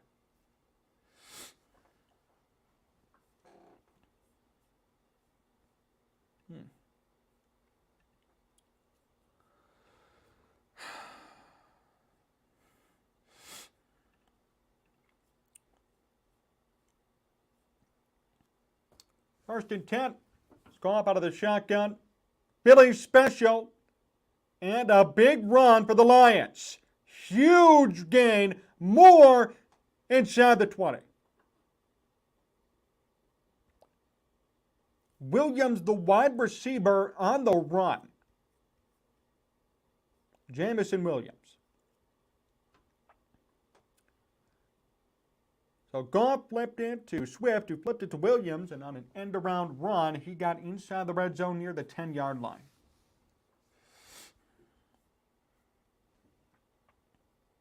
Tough blow for the Bears.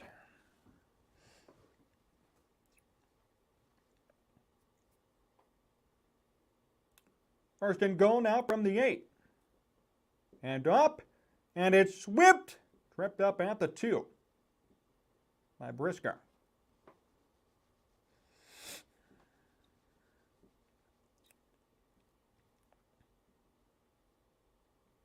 Second and goal now to come. And the Lions are driving deep downfield fairly quickly. I mean, it's only been 3 minutes into this quarter, and they're about to score.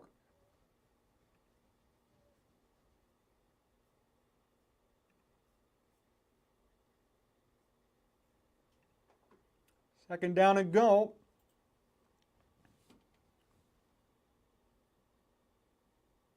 Hand off.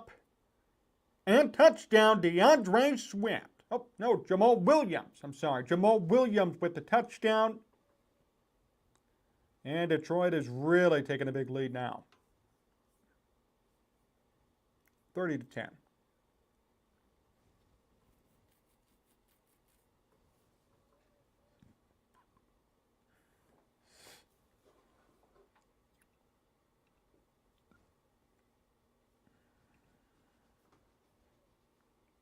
Well, on for the PAT, kick is up, and it is good. 31-10. Lions are up by 21 points. Horrible.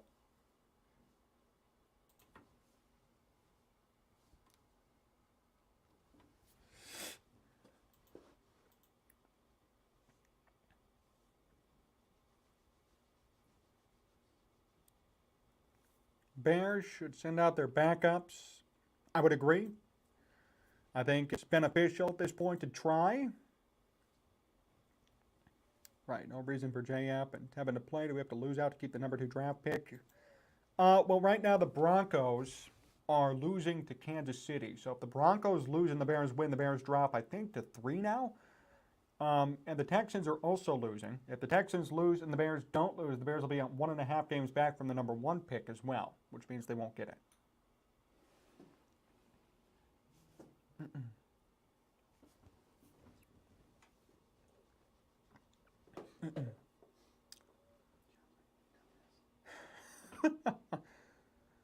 They want the number 1 first round. Defense is terrible.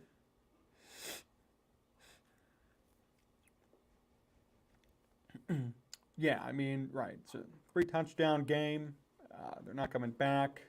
Right, if both the Texans and Bears lose, their position does not move. Correct. Thank you, Aaron. That's what I tried to say earlier there. And don't worry, the Bears ain't winning another game, LMAO. Probably right, lunatic. I mean, they got the Vikings next week. I would definitely take the last game against the Vikings. I would not even play Justin Fields. You know, it would be stupid if you're going to play him with this sort of protection and this sort of help, which is nothing. I wouldn't even play him. I'd let him sit, let him relax, move forward, don't worry about it. There's no need. The Vikings next week will be playing for first round home field advantage and that first round bye. There's only one of them now this year with the new playoff format. I would rather worry about that and let them win it. They want to play for it, let them win it. There's no need to sit there and there's no even reason to play for pride. You're not playing for pride now. You're tanking every freaking game. So you can't even say pride's on the table. They're way past the pride stage. This is simply, we need to lose. We want the number 1 pick. And let's save our quarterback from getting murdered out there. I agree, Aaron. I mean, I think next year they should be playing for the playoffs, maybe a wild card spot, but the year after they should be contending for the divisional title. People are killing JF and other streams. Here is the kick from Detroit. Bears will receive. It's Velus Jones Jr., and he's going to let this one go.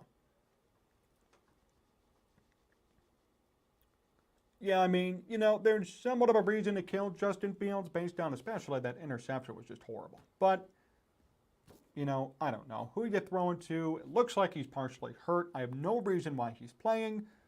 I have no idea. I mean, there's so many other factors that go into it. But that interception was horrible. I'm not going to let him live that one down. I mean, that was atrocious. Nobody's even rushing. He had no pass rush. It was a Hail Mary. And he threw a pick 15 yards downfield. Exactly.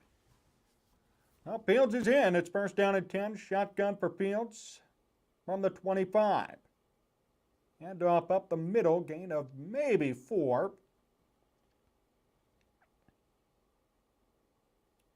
Going to be second down to come.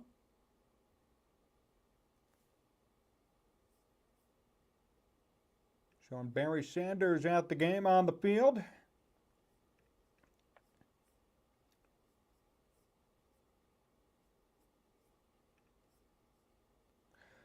B-Wicket, it looks like only 1 target for Chase Claypool. John, you're a good man to stick through this broadcast. Damn. Thank you, Jay Boogaloo. Here for you guys. Second down and 7.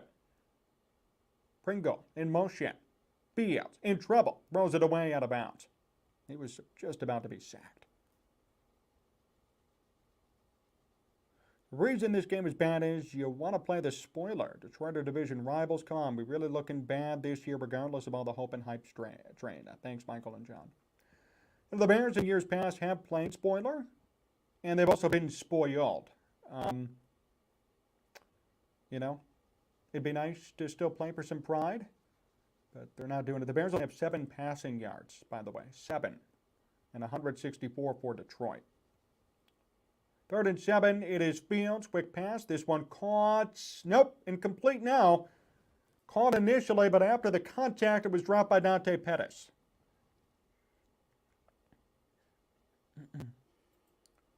We have 7 passing yards. Elbow draft, C.J. Stroud.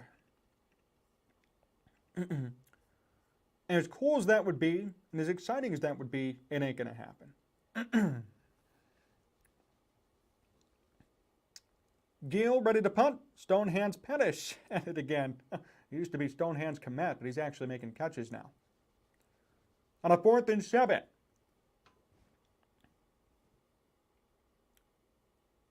Here's the punt from Trenton Gill. And now they wave it off. So the punt will not count. Don't know what happened there.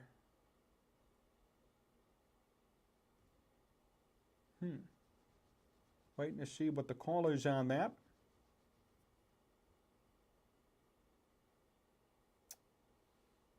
I think there was a problem with the play clock on that play.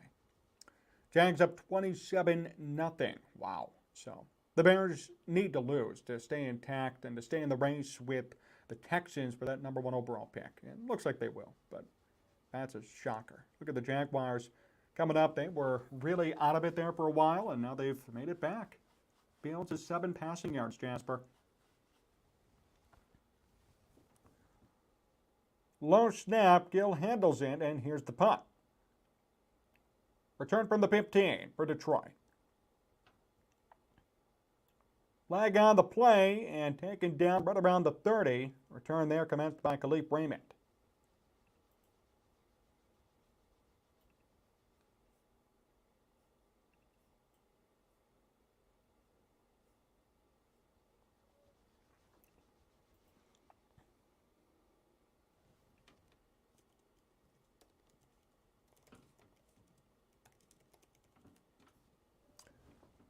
Holding on the receiving team of the punt.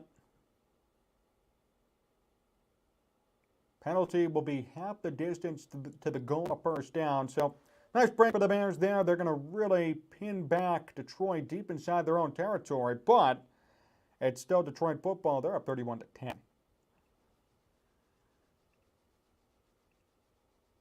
I go to a break on TV. We're going to stay here. A lot of you here with us, by the way. Really appreciate it, guys. 66 of you here. Just remember, while you're hanging out with us, would appreciate that like and comments as well as we read them here on the air. Aaron, the Bears have pieces to build a winning culture. Fields, Khalil Herbert, Jack Sanborn, Jenkins, when healthy, Braxton Jones, Brisker, Gordon, Dominique Robinson. Aaron, there are a lot of quality players who are just in a bad situation. There are a lot of quality players who put up good performances this year. Herbert especially. Fields has done well on the ground. Sanborn's been amazing. Jenkins has been the best Bears O-lineman all year. Brisker and Gordon have shown promise. There is a lot of promise here, which is stuff to look forward to. They just need to put it all together and spend more money on other positions that are of need. Like, they certainly need edge rushing help. They need, like, 4 offensive linemen, new ones. Keep Jenkins, everybody else could go, essentially. So there are some issues there. But there's a possibility. We need a passer, not a runner. Well, yeah, Justin Fields eventually today, 3 of 10 for 33 yards passing. And he does have all the rushing yards, which is great, 113. But 1 touchdown, 1 pick, 3 of 10, 33 yards. I mean, this is turning into, right now, if nothing changes, the worst game of Justin Fields' season. And that's saying a lot. Because Fields had really bad games early in this year, but this is, right now, the worst game he's ever played this year.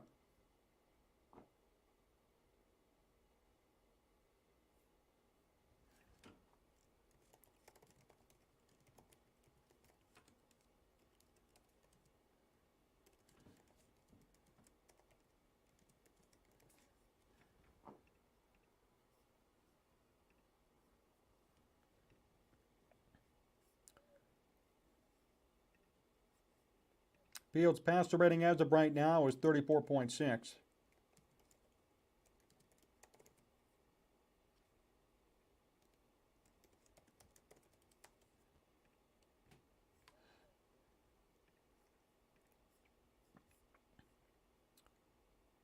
At this point, I'm not even watching the game. I'm just listening to you. Thank you, Jay Boogaloo. Hey, I appreciate that, man. Joe, yeah, I might get banned or other comments are deleted if you go against Fields on score. Oh, or other Bears-related channels. We are all Bears fans, but it seems from the get-go it's just never allowed. First play for the Lions after the punt. A big catch for DJ Chark from Jared Goff, and the Lions moved downfield pretty quick.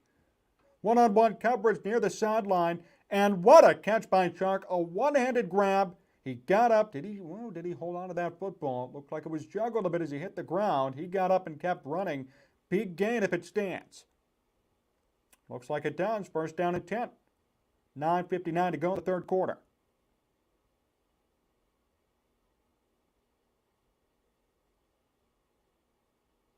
Goff takes the handoff across the middle. This one caught. Slant. Caught by Amon-Ra St. Brown for a first down. Morning all, holiday here, so no work and slept in. Go Bears Day, but I'm so happy you're not working. Every time I know you come on, you say you're on the commute, a long commute to work. Appreciate you being here and hanging out with us on your holiday.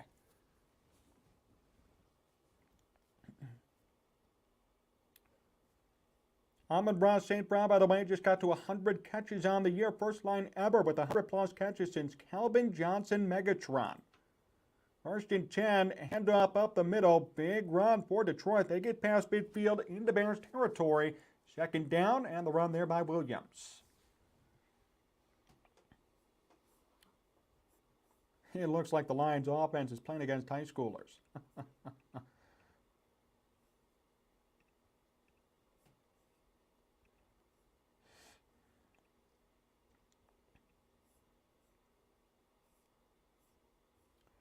Second down and 4. 8:38 to go. Handoff, a big gain, and that's a first down past the 40. It's Williams again. He is just tearing up the Bears defense. And the Lions today have 153 rushing yards already. Wow. Bears are going to get their asses handed to them today. First down and 10 from the 39. Amon-Ra St. Brown in motion. Goff, play action. Downfield, this one is caught. A big catch for Detroit, diving catch by Khalif Raymond. Kyler Gordon on him in coverage, and Raymond got open. And he certainly caught that football. Good job by Raymond to hold on to it as he hit the ground. Another first down. It's first and 10. From the 22. Goff hands this one off. It's Williams up to the 21, maybe the 20. Minimal gain, 7:15 to go. Second down and 9 to come. And Detroit is just moving like a well-oiled machine. Allen, great to see you out in Quincy. Yeah, Jalen Carter and Will Anderson didn't put up numbers yesterday in the bowl game. How does Detroit get into the playoffs? Detroit needs to win out, and they need the teams above them to lose. So they need Seattle to lose a game, Washington to lose a game, and Detroit needs to win out. Second and 9, 6:45 to go. Goff with a pump fake, now a screen. Here is Swift. Swift to the 10, 5, and DeAndre Swift is in. Touchdown Detroit.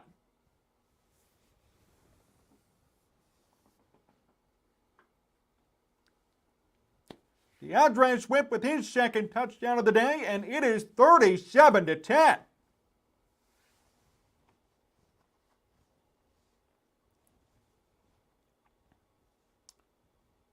Really nice play design again by Detroit. Goff faked the pass, then he just threw a little screen to Swift, and all of his linemen followed. And DJ Chark with a huge block, too, on the back end. And Swift got in without being touched. PAT is up right down the middle and good. It's 38-10.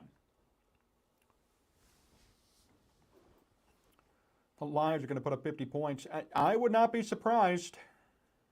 I would not be surprised.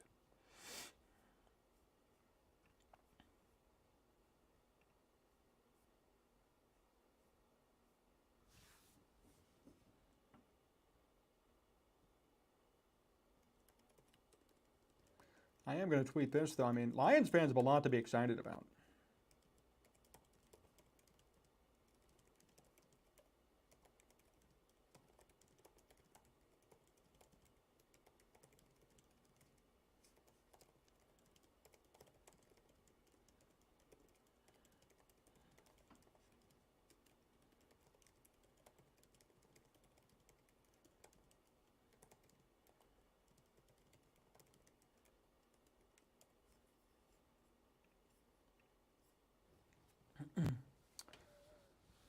Wow, wow, wow, the Bears are terrible.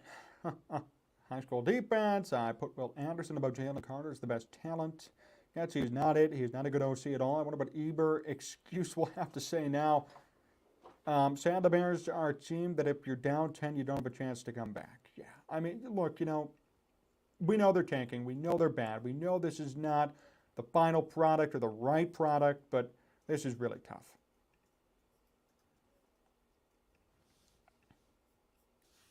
It's tough to watch. Can't lie. Very difficult to sit through. That said, I mean, it's a 28-point game. I guess anything's possible. I don't know if the Bears are going to finally opt to put in Nathan Peterman or not. I know he made an appearance last week. Maybe we'll see him for like the entirety of the fourth quarter, but I'm not sure. I think they are tanking, though, Riffy Rick. I'm being honest, I'm being serious. I really think they are. I'm not even hoping. I think they are 100%. They're going to be better next year. How much better, we don't know. I am expecting from them a wild card appearance. Yeah, looking forward to all the speculation about the Bears in the offseason more than anything else. Hope the staff can make magic happen like Fields can. Bring in young talent for the future. That's David out in Australia. David, you're 100% right. Can they get it done in the offseason? It's going to be a big point of contention for the Bears.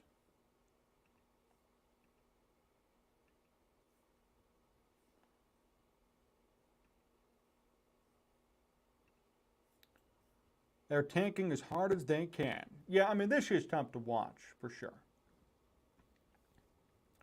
Kick through the back of the end zone. Nothing doing for Bayless Jones, and the Bears will start at the 25.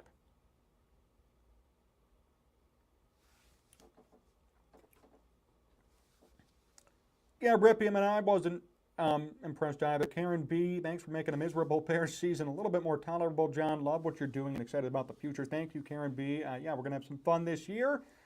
New studio and more news that probably will be trickling in as well as the year moves forward. So, yeah, we're excited for what's to come, at least here on this program, for sure. Fields is still in at QB, and Fields out of the shotgun on a first down and 10. Fields will opt to run the ball himself, and he gains maybe 3 on that play. Going to be second down and 7. So, second down, 6:20 to go.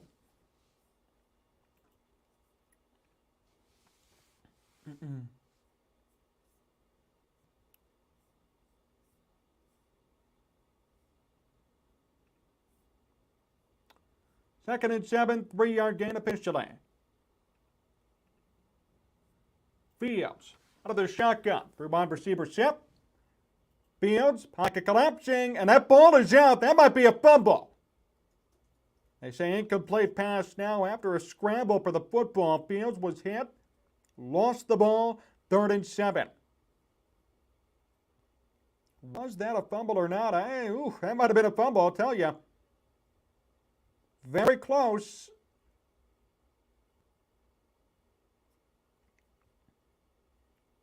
Trying to see who officially recovered it. The Bears didn't even recover it, it looks like. Montgomery went for it, and I think the Lions got it. So I wonder what the call is going to be now. Yeah, now they're looking this over. I'm usually all for the quarterback and trying to help him, but Fields did not throw the ball fully there. He was interrupted as he tried to throw it. Official ruling is it's an incomplete pass, but I don't know if that is really what it is. And now they're going to review it. So they go to break on the game. They're going to review whether or not that was a fumble.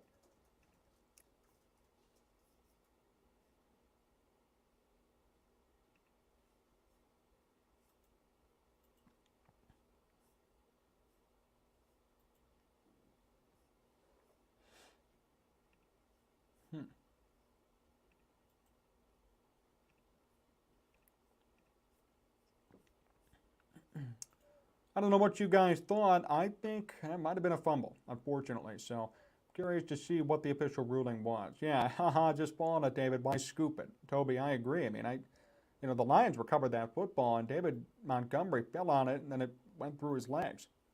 Yeah, another fumble by Fields. That'll make it 17. Yeah, and so, LMAO on PFF, the Bears were a top 10 offensive line a few weeks ago. Yeah, I don't put all my stock into PFF. I know a lot of people do. Some people do. And, hey, sometimes they get things right, and it's nice to see what they put up. Some of their stats I can quote and use, but other times they just seem to be dead wrong about stuff. And that's the thing when it comes to stats, right? There's a difference between numbers and eye test. And you have to use both in your evaluations.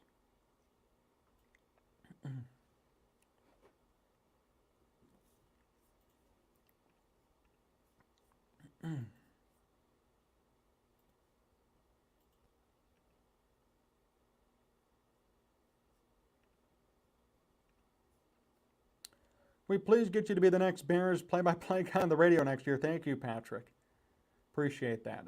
As far as I know, even though the Bears are moving on the radio to a different station, Jeff Joniak's still going to be there, and I like Jeff Joniak. Actually a friend of this program, so not gunning for anybody's job here, but I appreciate the compliment, Patrick. Wow, Fields, 3 of 11, yikes. Wow, yeah, I mean, this is probably Fields' worst game of his season, without a doubt. He ain't looking too good at all. 3 of 11, 33 yards, a touchdown and a pick. Call stands. It's an incomplete pass. The Bears really got away with one there. That should have been a fumble. 3rd and 7, 5:56 to go. Fields out of the shotgun. Montgomery lines up on his left. 4 wide receiver set. Fields in trouble, avoids the pressure, stays on his feet, on the run. He's going to run this football, and he will not get the first down. Gain of maybe 3, but not enough to the line to gain, and it looks like the Bears are going to have to punt again.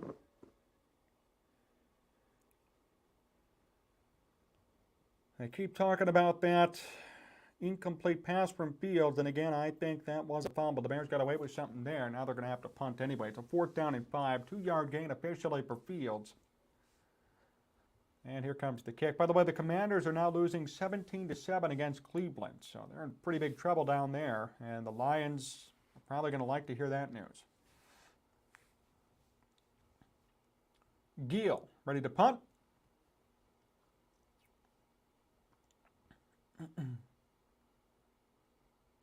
And Raymond is back to return. From the 19, he called a fair catch. So Raymond and the Lions will start at the 19-yard line. Okay.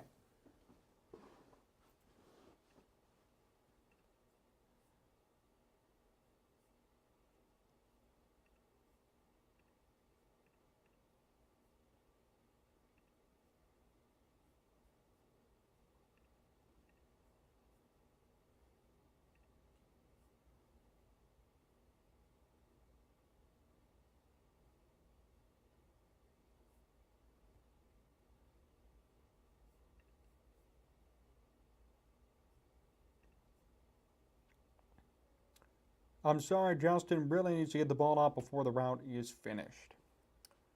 Here's Jared Goff and company. First down and 10 for Detroit from the 19-yard line. 5:01 to go in the third quarter.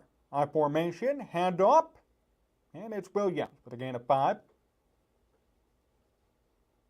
Game break, Browns and Commanders. Deshaun Watson throws a touchdown to Donovan Peoples-Jones, and the Browns already eliminated from playoff contention, playing spoiler against the Commanders. They're up 17-7. Unfortunately, the Texans are tanking brilliantly today. They certainly are. Having a horrible, similar performance to this Bears team out there against Jacksonville. 2nd and 6 officially. 4-yard gain on that play. 4:20 to go. And up. Jamal Williams again on the carry. Going to be 3rd down and short to come.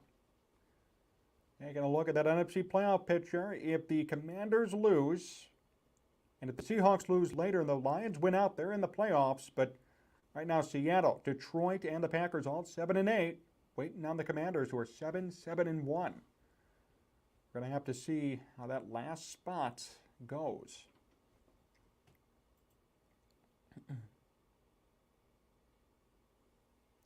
We're down to 2. Go up out of the shotgun. In trouble. Throws. Incomplete.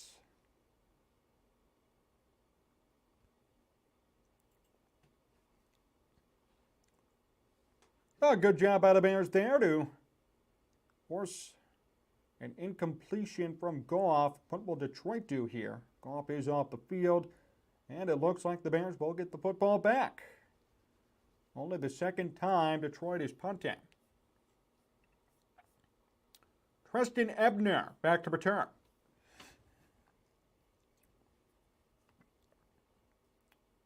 Here's the punt. And here comes Ebner. Fair catch called for. Now the ball is going to hop. And it's down to around the 27. In the AFC, things a little bit more interesting too. They got the Chargers, who just clinched the last wildcard spot, though. The Dolphins are 8-7. Patriots 7-8, Jets 7-8, Steelers 7-8. All those teams still in the mix.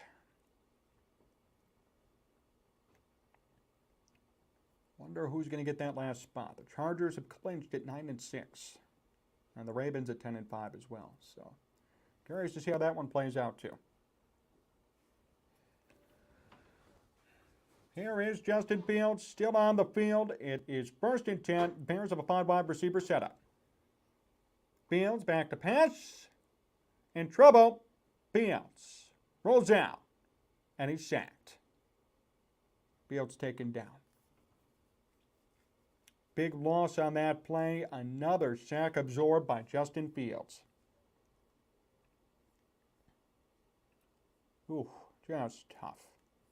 Really tough to watch. Tough to see for Fields too.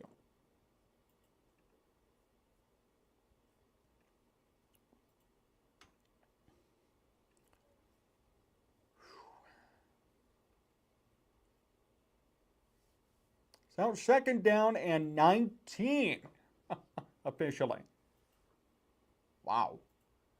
There's Fields out of the shotgun. 3 on the play clock. A snap, and it's a run for Herbert, who gets nowhere. Literally gain of 0.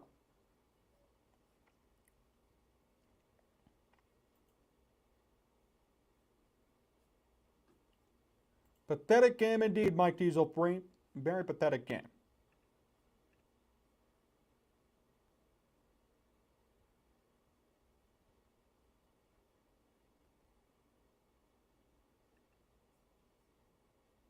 Here's Fields on a 3rd down and 19. Back to pass. He will check this one down to Cole Kmet, who does not get enough for the 1st down. 1:58 to go in the 3rd quarter. Going to be 4th down. What will the Bears do here? Claypool has not been targeted except once on that penalty. And it looks like the Bears are going to punt. So on a 4th down and 5, Fields will complete 1 pass. He has 4 completions on the day now. And the punt is going to come from Gil Raymond. Back to return. Here's the punt. And Raymond will call for a fair catch at the 32-yard line. And that's where Detroit will start with 1:27 to go.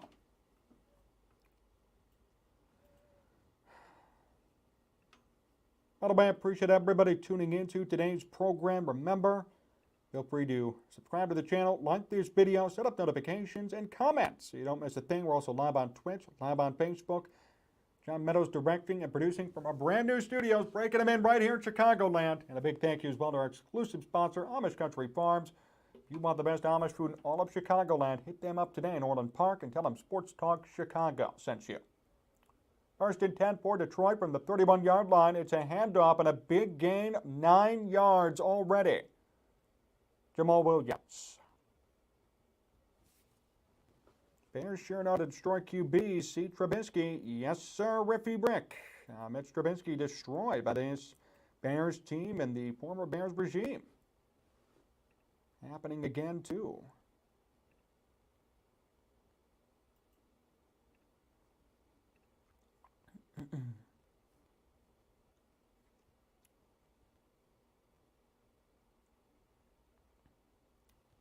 .48 seconds to go. It's second down and 2.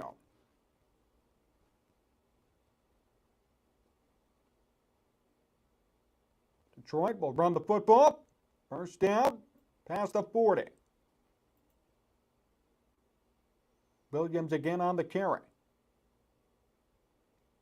The wide receivers are just cardboard cutouts placed on the field for appearance. Good question, Mike.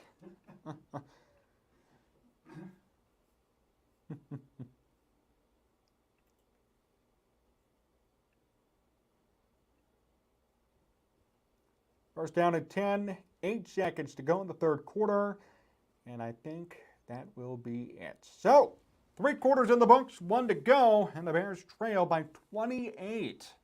38-10 the score.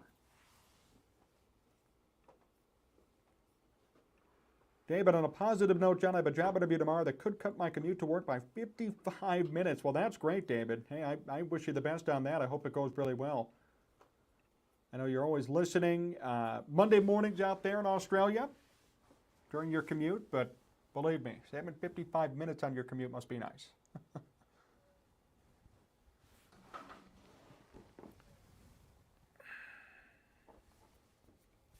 One more quarter left to go. Hopefully we see some positive signs from this Bears team. Curious to see how it goes.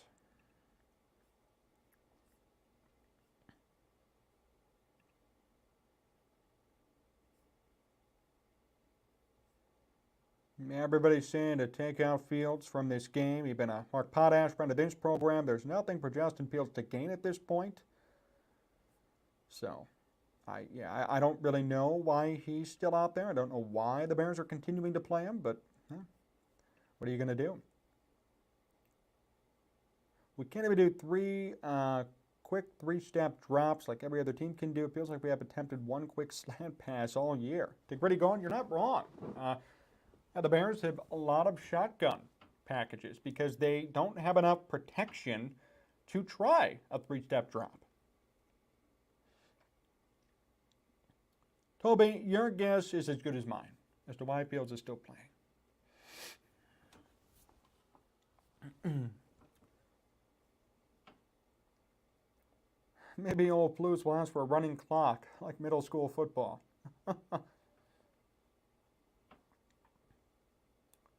Anyone ever seen a talent gap this wide between a Bears team and the rest of the league in their lifetime? I don't know. It's not good what we're seeing.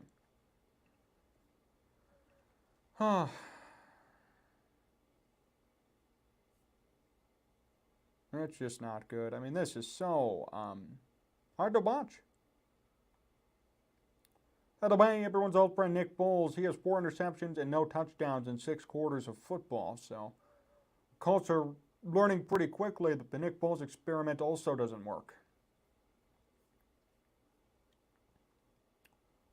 38-10, 15 to go in this game. And it's Lions football. They're hurrying to the line. It's first down and 10 from the 43.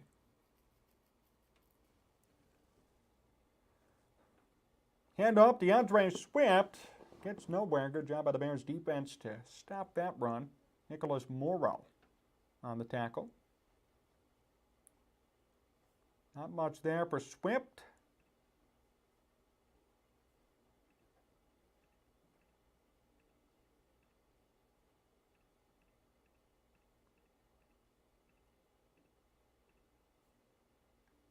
Second down and 10.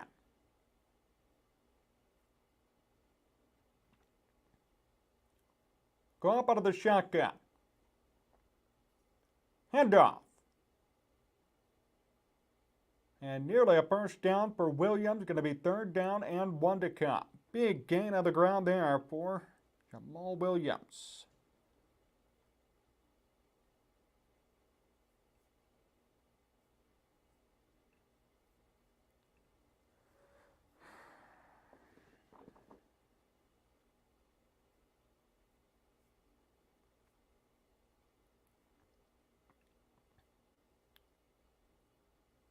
First down there. Quick pass, caught. Raymond on the catch. And the Lions move the chains. Aaron lived in Chicago my whole life. I know the pain of losing from the Cubs to the Blackhawks. This is nothing new to me. My only hope is for the Chicago Sky to have a good season ahead. Ha ha. Yep, Aaron, second that. I've been in Chicago area my whole life too. Certainly seen the pain and the suffering of a lot of these teams here in Chicago. Lions football here. Past midfield in Bear territory. First down and 10. From the 44, it's I formation. Go up on play action. Cross the field and complete that time. Second down and 10. I think this is the Bears trying to help the Lions get some live action practice to beat Green Bay. Yeah, the Lions a big game next week. Green Bay a big game next week. Whoever wins, stays alive in that playoff race. Whoever loses next week will most definitely go home.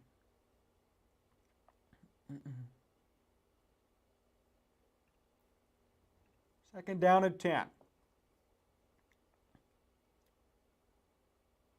Go up with a handoff, but not much doing there. Good job of the Bears defense. Williams gained nothing, lost 1. Third and 11 officially.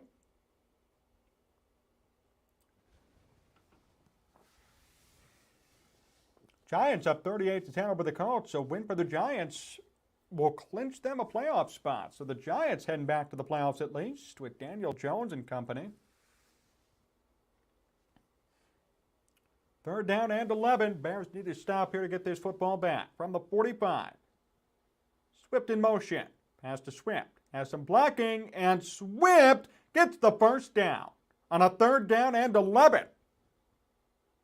But a flag on the play.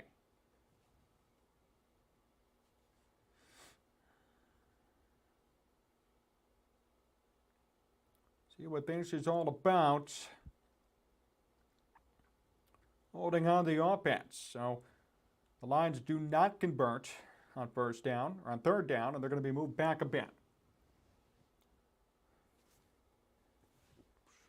Zylstra on the hold.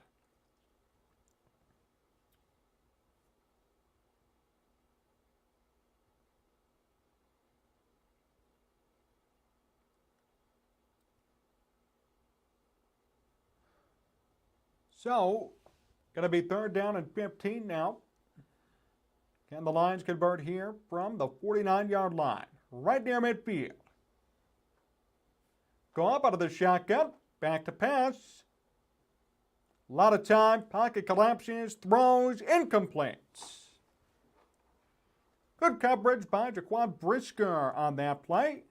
DJ Chark, the intended target, 4th and 15, and it looks like the Bears will receive the football on the punts. So Fox comes out to kick here. Tristan Ebner back to return. Ebner getting some reps.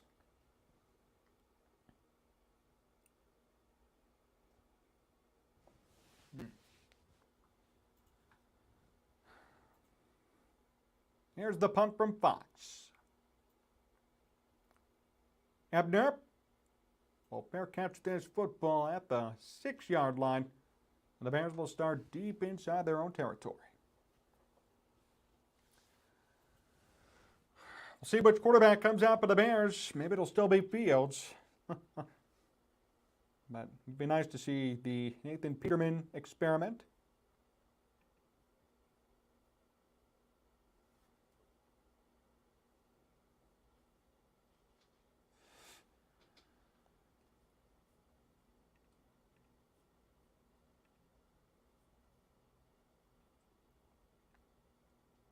And it looks like, according to Matt Zahn, who covers the Bears, friend of this program as well, Fields is still out there. So Fields will be playing. Fields is still going. Just like we're still going. But Fields will still be out there for the Bears, even after this entire train wreck of a game, truly. I mean, this has just been sad. So looking forward to March 16th when free agency starts. Mike, me too. Me too. Well, we're looking forward to it here at Sports Talk Chicago. I think we're going to have a very fun off-season to track and to see where guys go and who the Bears are going to be interested in, really. Dante Pettis is being evaluated for a concussion, by the way. So Pettis probably done from this game.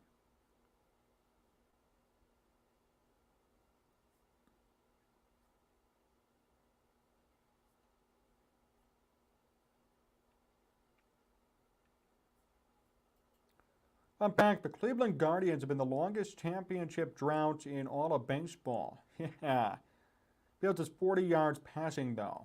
Yeah, I mean, just horrible. Fields today, 4 of 12, 47 yards, a touchdown and a pick. And yes, 118 rushing yards. But, you know, you can only go so far. I mean, I'm happy he has all those yards, but I have to say it is unacceptable no matter who you're facing, no matter what the situation is, to have 48 passing yards. That is a non-controversial opinion. As a quarterback, you cannot end a game with 48 passing yards to your name. As a starting quarterback, as the franchise guy, can't do it.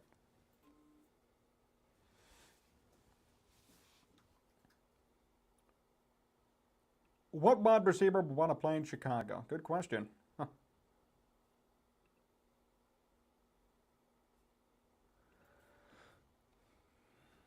So the Bears start from their own 5-yard line.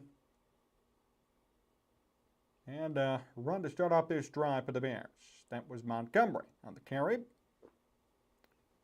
2nd and 7, 3-yard gain. Bears get up to the 13. Or to the 8, excuse me, the 8-yard line. 11:25 to go here in the fourth quarter. Bears trail by 28 points.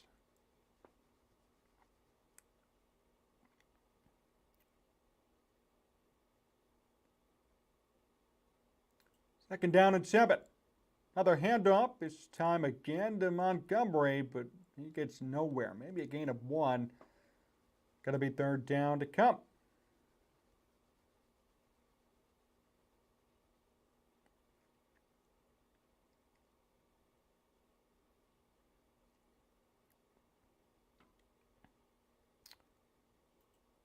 As much as I'd like to see the Bears trade their first-round pick for Davante Adams, I just don't see how that's feasible. So, you know, when you see those rumors, and I've seen a ton of them, it's just how is that possible for the Bears? 3rd down and 6 from the 9-yard line. Fields out of the shotgun. 4 wide receivers set. Fields back to pass. Pocket collapses. Fields throws out of bounds, and it looks like the Bears will have to punt once again. Very aggravating offensive game for the Bears, and now they will punt the football. Trenton Gill will be punting. And Khalif Raymond back to receive. Yeah, Raiders are giving up on Carr. The Bears have 0 first downs this half. Ouch.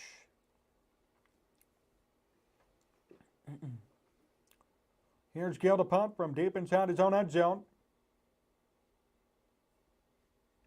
Gets it off. Not a great punt, actually. This is going to be taken inside Bears territory at the 47-yard line. So the Lions will start inside Bears territory. Wow. You're going to have to do your best Steve Stone impersonation to keep people listening. Yeah, 0 first downs in this half. Wow, LMAO, one more game and it's over. That's right, Aaron. We're almost put out of our misery with this team. They're happy with the defense being on the field. Yeah, I mean, you know, oof, thank goodness only one game left. A very discouraging performance.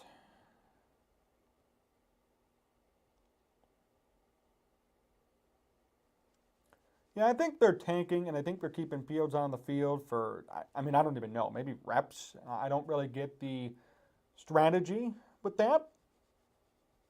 I think Nathan Peterman will speak for himself, though. You know, I mean, you put in Peterman, I really don't think he's going to turn it around and win a game for the Bears. So I don't think that's it. I don't think there's a worry like, oh, you know, Peterman will win a game. I don't think that's going to happen. But I think they're just keeping Fields in to maybe justify the tank. I mean, I don't know. It's just whatever they're trying to do, it's horrible and it's tough to watch.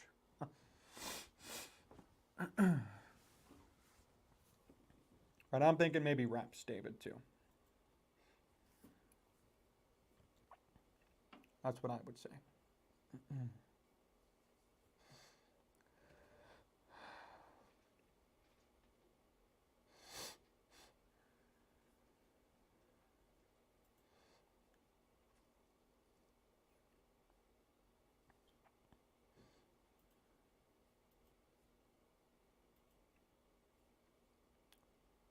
Does anyone know if Teddy Bridgewater was injured or benched? Oh, I could take a look at that, be wicked.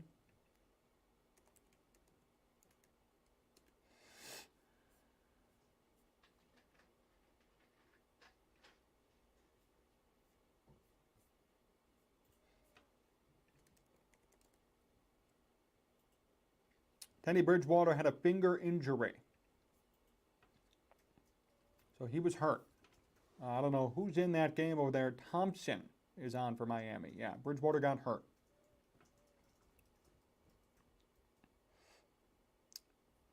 Jared Goff, 289 pass attempts without an interception. Longest active streak in the NFL. Wow. 10:13 to go. First down at 10, Detroit. They're at the Bear 47.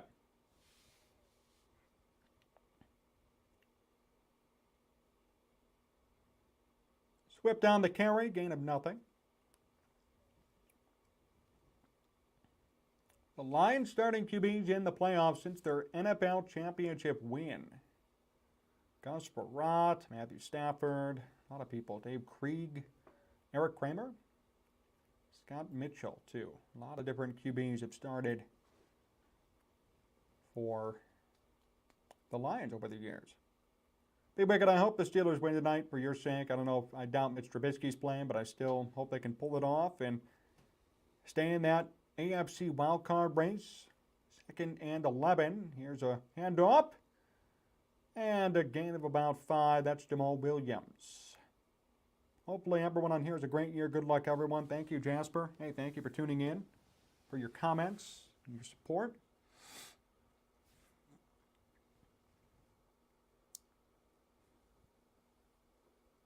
They're down at 7.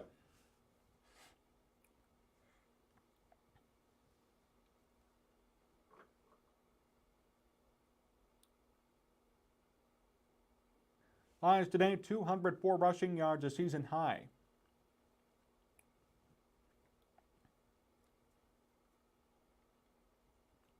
Go up out of the shotgun. It's another run. It is Swift, and he is stopped short at the 40. 4th and 2. See what Detroit does here.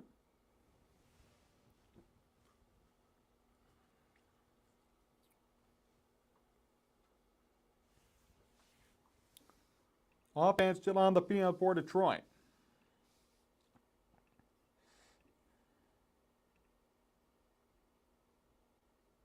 Lucy is the man I won't be turning on him. 4th down and 2. Detroit going for it. Go up out of the shotgun. Receiver in motion. Here's Goff back to pass. Goff. with time, throws incomplete. And it'll be Bears football. Goff wanted a penalty. No call.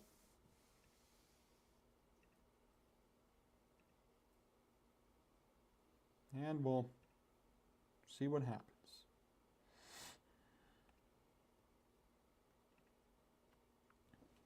Hopefully my Pirates get less than 100 losses this year, but I doubt it. I hope the same for you, Be Wicked, but I am also with you there. I doubt that too.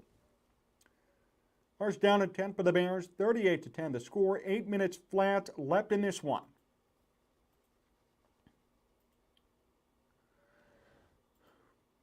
And Justin Fields is still out there. First and 10, Fields on the QB run, gains 8. I should have pulled their starters by now. Come on, Bears, give us a little brilliance to finish on. See what they could do here.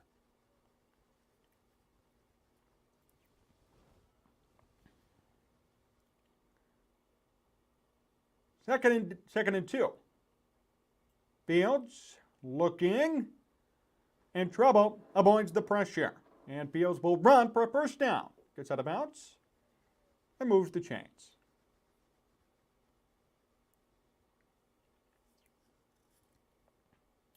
Panthers and Buccaneers, Tom Brady to Mike Evans, a 57-yard touchdown. 21-16, Panthers on top. A lot of time left in that game, too.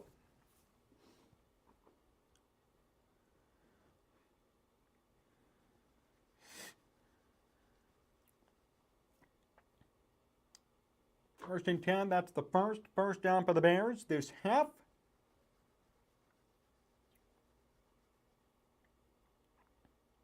Fields out of the shotgun, flags fly as he's tripped up and sacked.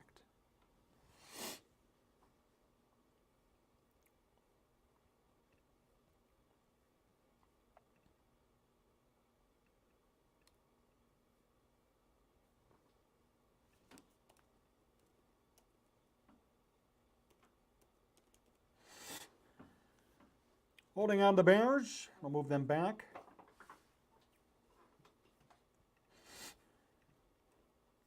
Penalty declined.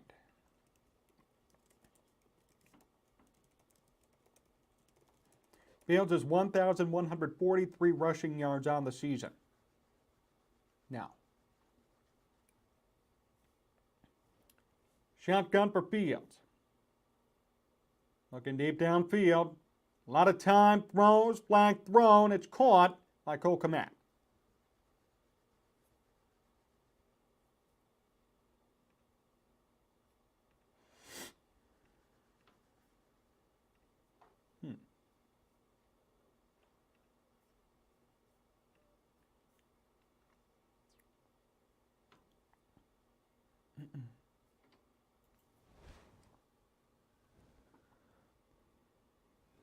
Holding on the defense.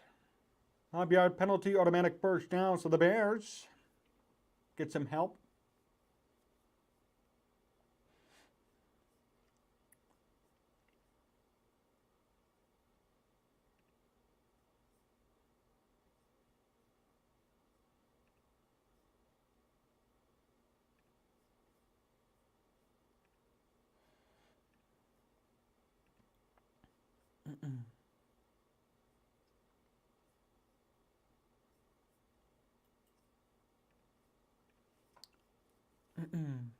Yep, Fields did pass Michael Vick.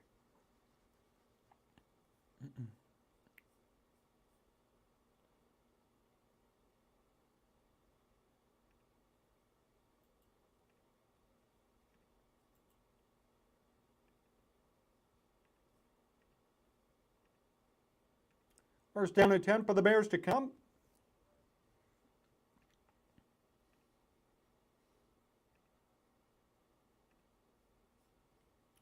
Fields from the 49, it's first and 10. Shotgun. Pass is caught, first down.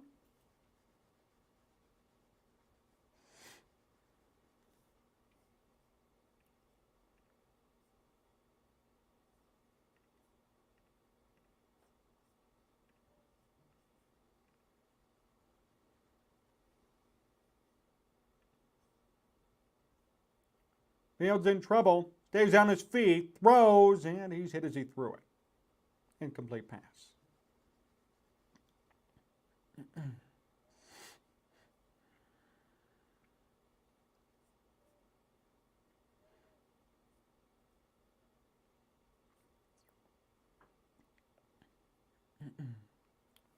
Fields today, 5 of 14, 61 yards, a touchdown, and a pick.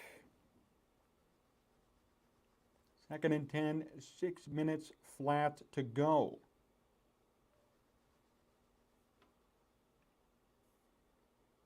Fields rolls out, throws. This one is caught. No, incomplete. EQ St. Brown caught up, but was forced out of bounds before he got 2 feet in.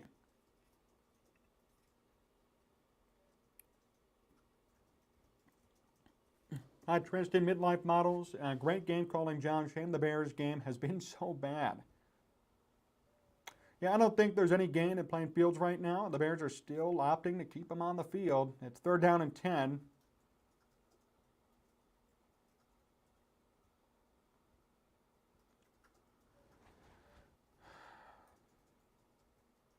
.554 to go. Fields out of the shotgun. Quick pass to David Montgomery. Montgomery on the screen. Cannot get enough for the first down. Taken down just inside the 30. Tristan on my sub. Thank you, Tristan. Appreciate it. We're in our brand new studios here in Chicagoland, Illinois. John Meadows directing and producing. This is Sports Talk Chicago. Here with you. Bringing you this Bears game. It's 4th and 2. Bears are going to go for it here.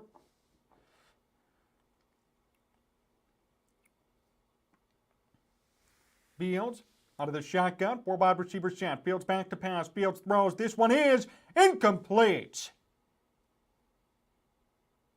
Gripping the intended target. And the Bears turn it over on downs. Fields is 6 of 17 today. Wow. Worst game of the season by far for him.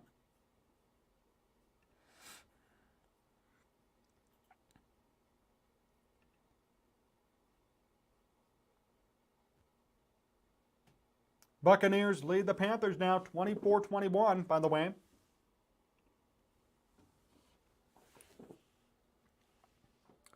Be Wicked, great job, John and John. And don't forget to like and subscribe, my dudes. Thank you, Be Wicked. Definitely like, hit that like button, and subscribe to the channel. We are on the road to 20,000, and we could use all of your help. Every single subscription helps us get to our goal. New quarterback in, it's Nate Sudfeld in the game for Detroit. Wow, Nate Sudfeld, blast from the past here. With 5:11 to go and a timeout called. Second timeout called by Detroit.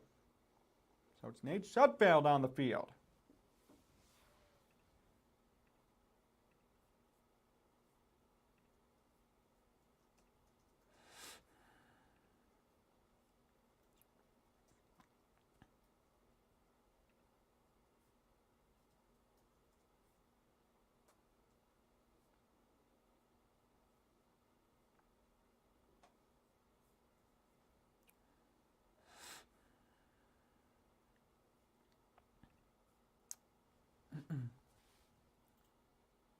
Yeah, Rippy Rick, the Bears will not give a sign that they're in on this tank. I'm telling you right now.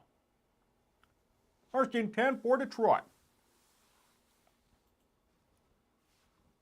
Hand off, it's Williams. Williams past the 30 to the 40. There goes Jamal Williams. Williams to the 40, past midfield, near the 20 to the 15-yard line. Jamal Williams.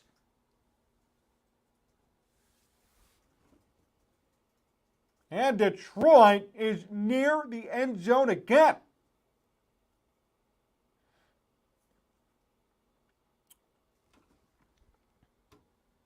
Wow. Pathetic effort by this Bears team today. Do you live stream Cubs games, Bud? We plan on doing so, Be Wicked. We do plan on doing some games for the Cubs this year.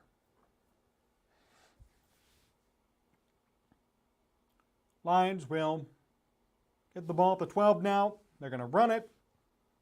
Here's Swift. Past the 10, tripped up. Second down to come, 4:10 to go. Why do you have Fields in, right? I agree, Alexander. There's really no point. I don't understand, but they're keeping him in. Pirates versus Cubs, it's on. We got to do one of those games just for you, B. Wicked. I promise you we will do at least one Pirates and Cubs game because I know you'd enjoy it, so we will.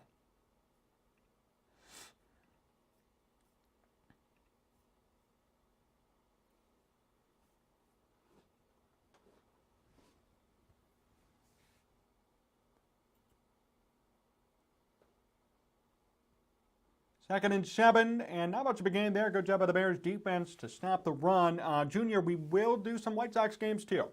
I don't know how many yet. You know, obviously they play on a much different schedule than the Bears, but we plan on doing some Cubs and White Sox games for you guys, definitely. If there's a demand to do it, we will do it. Let's put it that way.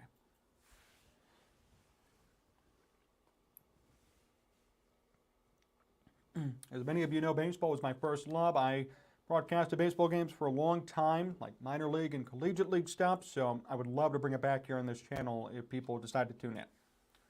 3rd and 8 for Detroit, I formation. And hold on a minute, flag on the play before things got started. False start, Detroit. They're going to move back 5 more yards.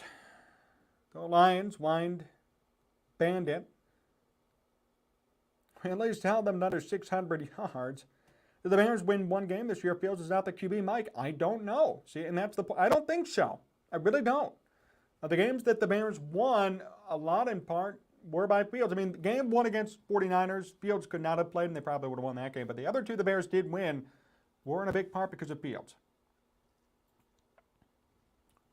3rd and 13. Sudfeld to pass. Sudfeld will be sacked.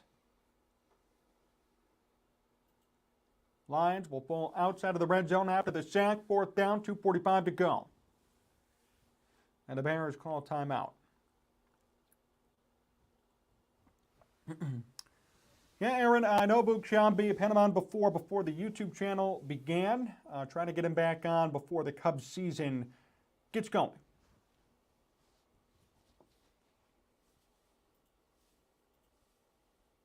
Oh, I'm not only putting this on Fields, Alexander, but I will say, I mean, he's 5 of 17. You know, he has the fumble, has the pick. This is his worst performance of the year, and that's not a lie.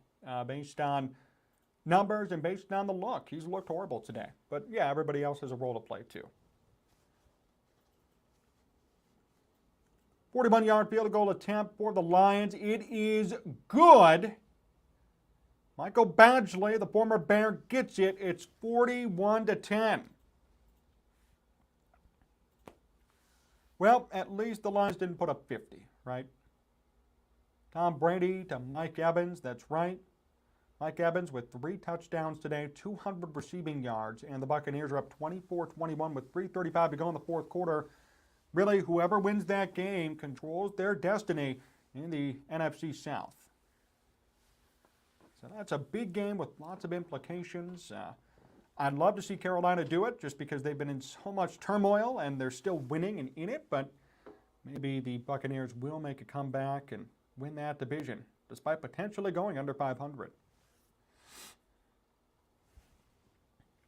So 2:40 to go. Velus Jones Jr. back to return. And Fox will kick.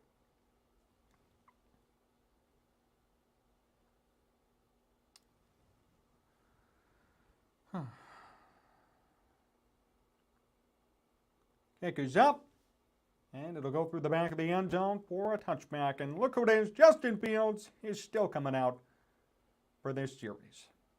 Surprising.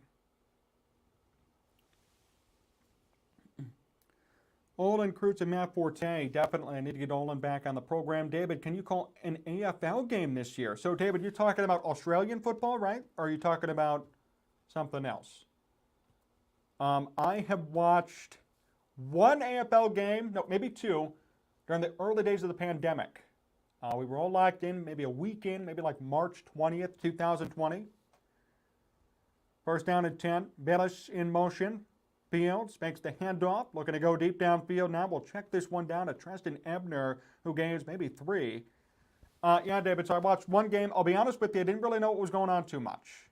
No tanking in the AFL. If I could understand the game more, I would do it. Maybe I'll do it for fun, but I can't tell you it's going to be a good call.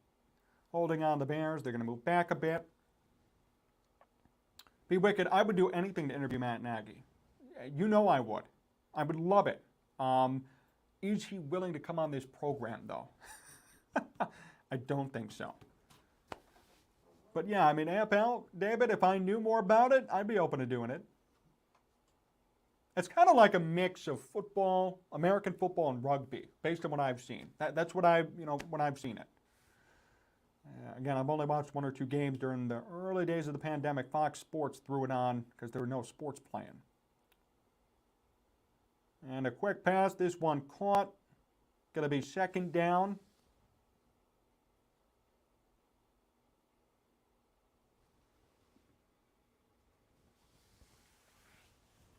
And 14, a 6-yard gain. Sorry, I was looking at the scorebook. Fox handed a point to the Bears for no reason. Actually, they just made a mistake. Now they took the point off the board. Flags fly again. 2:04 to go.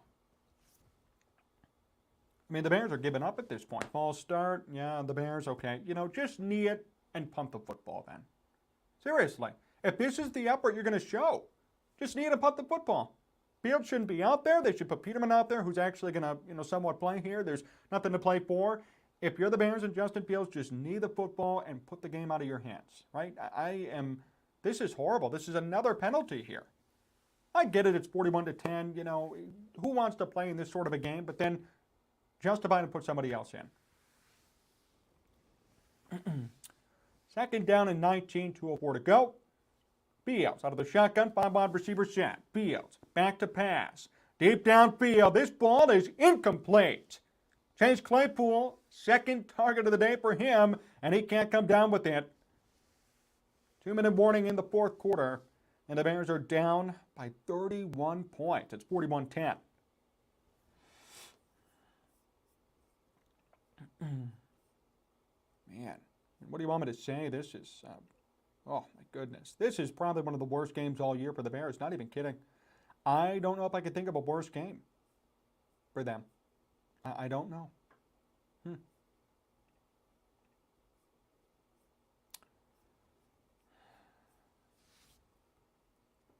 Yeah, this game is atrocious, Aaron.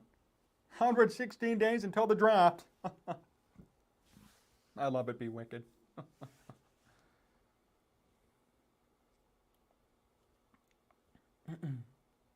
Yeah, long way to go until that draft, but I guess anything is possible.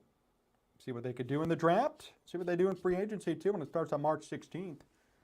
Tell you what a ways to go. Going to be about 2 months of rumors and nonstop talk like it was last year and the year before, I'm sure.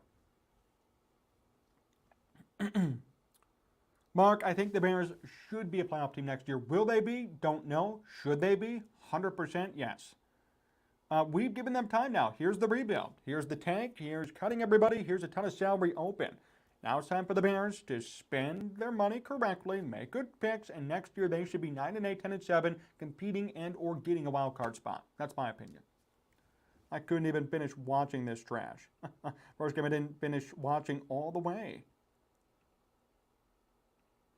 I turned it off. This team cashed it in, and so did I. Wow. Hey, you're not wrong, Mike. Mark, I agree. Thank you. You're welcome, Mark. They just want to get in their fancy cars and get out of there. Yeah, I don't know. It's just not looking good right now for them. 2 minutes to go. Yeah, it's just bad. Really, really bad.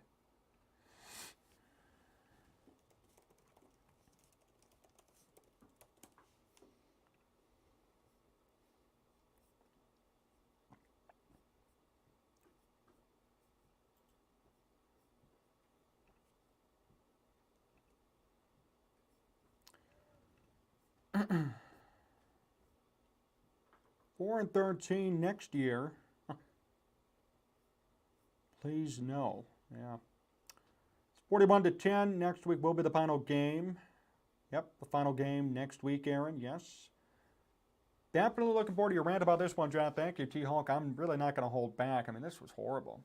3rd and 19. Here's Fields out of the shotgun. Bears are 5 wide, and the Lions are playing prevent. Fields still in trouble. Moves out of the way. Looks deep downfield. He's trotting, and he's going to be sacked. He threw it away. That was actually a horrible effort. I did not like that at all.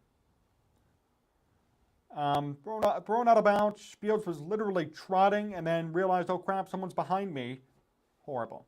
Commanders lost to the Browns 24-10. The Lions have to win out, and now they just need one loss from Seattle, so they're going to win today. So next week, if the Lions win and Seattle loses, they're in. If Seattle loses tonight and next week the Lions win, they're in. The Lions are in a great position to make the playoffs. 4th and 19, a minute 48 to go. Here is the punt from Gill. From the 30, it's Raymond. Raymond to the 40, and gets taken down. Finally, I haven't heard a rant from you since last year. Well, Aaron, just to give you guys a little bit of an idea, in accordance with our new schedule for streaming and podcasting and putting out videos, we plan on doing the rant after this game. We're going to make a separate video. So this stream will end. We're going to make a new video, go quote-unquote live, and we are going to put on, a usual 30-minute stream that will include a rant on this game and some thoughts around the rest of the NFL with user interaction, comments, and thoughts. So if you want to stay tuned for that, you will get your rant and your need for a rant in just a little bit after this game. The Lions already started to need. We will probably finish, see if they give us some bonus coverage, especially if it's that Carolina and Tampa game that we're going to go live and do about a 30-minute recap show. So stay tuned for that. I love John's Nagy rants. Those were the days. Yes, they were. Watching this sorry-ass team under Matt Nagy's leadership. Those were fun to do. We're getting bonus coverage, people. We're getting bonus coverage. It's going to be Carolina and Tampa. I am so excited for this game. So we will finish up that game, then do a Bears rant. And yeah, the Lions are going to need again. I mean, just take us to the bonus coverage now, please. I don't care about the end of this. Come on, come on. 45 seconds, 40. Hurry up. That's the game I'm looking forward to. Should have done that game today. 35 seconds, and there is the final knee from the Lions, and it's official, people. Lions win 41-10. Lions improved to 8-8. They are officially on track to make the playoffs. And the Bears fall to 3-13 under Matt Eberflus. So, that does it for the Lions and the Bears. Now we will see in a second here the Buccaneers and the Panthers. Just waiting for them to switch this game over. And we'll get there now and we'll do the rest of this game. 41-10 the final. Lions improved 8-8. And they are alive.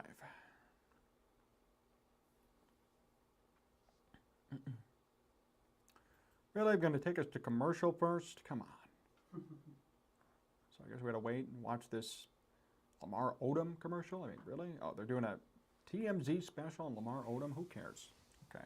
Let's get to the game here. Still waiting on some commercials to fly by and fly through. We're going to finish up that Buccaneers and Panther game.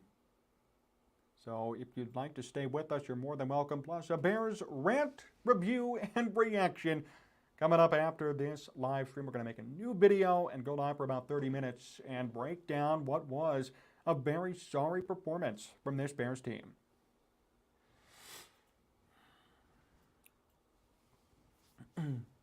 Look at that. John Meadows already on it. Already on it with the Buccaneers logo up there. We're going to get that scoreboard changed up for you.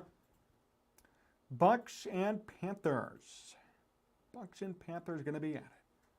David, go Bears. See you next week. Thanks, John. Thank you, David. Have a great holiday out there in Australia, brother. We will see you next week. Oh, it's Bucks and Panthers. Bucks and Panthers. if they're going to give us that bonus coverage. I'm trying to wait and see. Oh, Panthers. Geez, sorry. Hold on. Thanks, John. Great call. Thank you, David. Okay, they're in the studio here. Let's see if they're going to give it to us. Bonus coverage next at the 2-minute warning. Panthers Bucks 24-21. So we're going to go through the end of that game for sure, and hopefully we'll get a couple of good calls onto that one. That should be fun to watch. Let me get stuff ready on my end. I think that's why we're waiting there. Stopped at the 2-minute warning.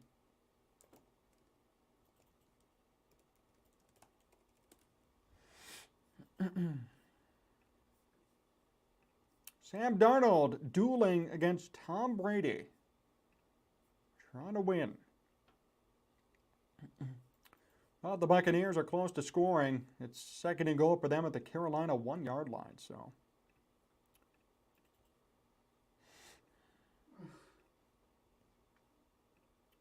here's the bonus coverage.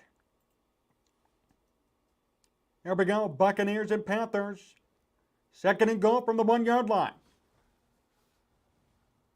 Brady trying to QB sneak it. Is he in?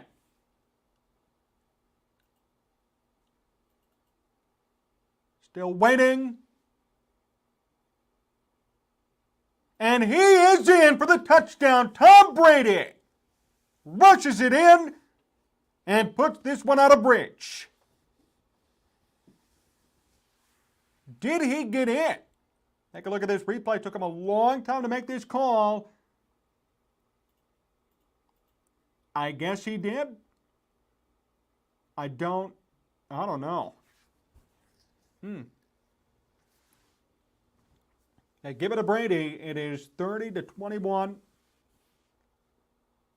1:58 to go. Mike, thank you for staying with us and tuning in. I could get you that number in just a second. If you give me a minute here, I can let you know.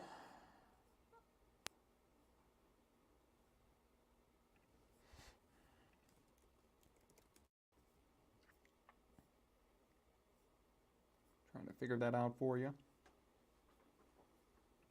Still looking at that replay of Tom Brady, by the way.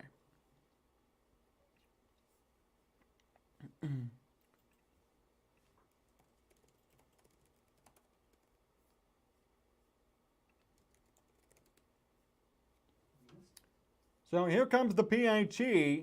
30-21. Buccaneers on top. 1:58 to go. The kick is up, and it is no good. The PAT has missed 9-point game. Interesting. So Lamar Jackson's record is 1,206. Okay, so let's get that out of the way.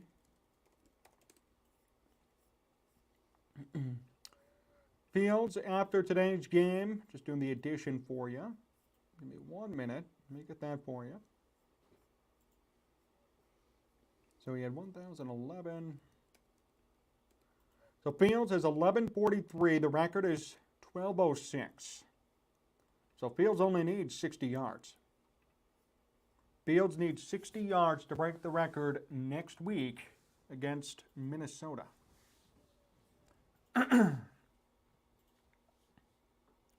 So, 9-point game, 1:58 to go.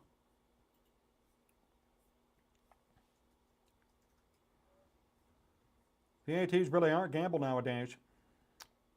Here comes the kick from Tampa.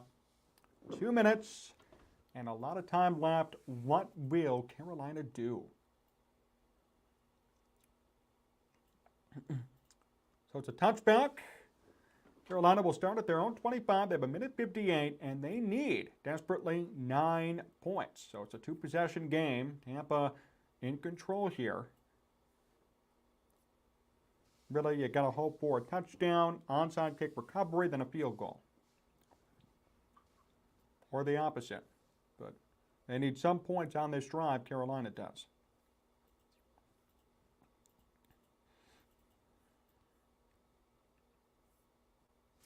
So first down at 10, 1:58 to go.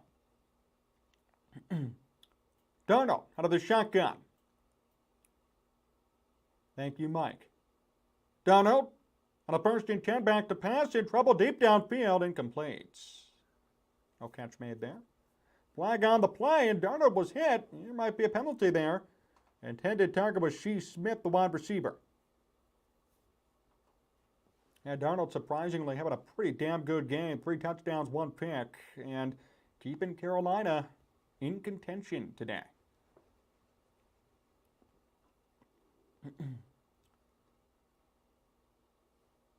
Maybe it was a hold there. I don't know what this penalty is all about. First down and 10. So the penalty accepted. And now from the 30, here comes Carolina. First down and 10, a minute 54 to go. Darnold out of the shotgun. Free wide receiver set. Darnold back to pass. Avoids the pressure. Pocket collapses. He's still on his feet. Darnold throws and escapes. First down and more for Carolina. Near the 50. Chuba Hubbard with the catch. Wow. How about Sam Darnold?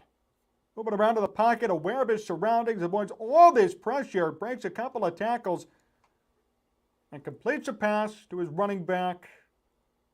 And they gained 15 yards and a first down, and now Carolina near midfield with time on the clock. A minute 42 to go. First and 10, clock is stopped. Darnold out of the shotgun. Back to pass. Darnold across the middle. Incomplete, nearly picked. A minute 37 to go. It's second and 10.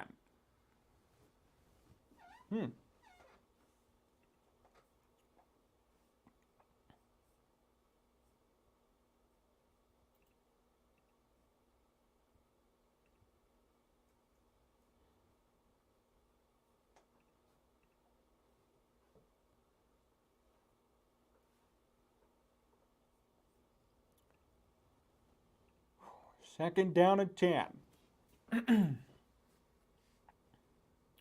Darnold back to pass. Shotgun. Darnold avoids pressure. He's running. And Darnold gets the first down and scrambles out of bounds. Sam Darnold. Still going. A minute 31 to go, and he is moving deep downfield very quickly. That's right, Aaron. Good clock management. So Darnold stays alive and keeps things going. Did he get that first down? I think he did, definitely. First and 10, a minute 31 to go. Darnold, 19 of 30, 264 yards, 3 touchdowns, 1 pick. And these Bucs players are anxious on the sideline. First and 10. Darnold from the 40, already in Bucs territory.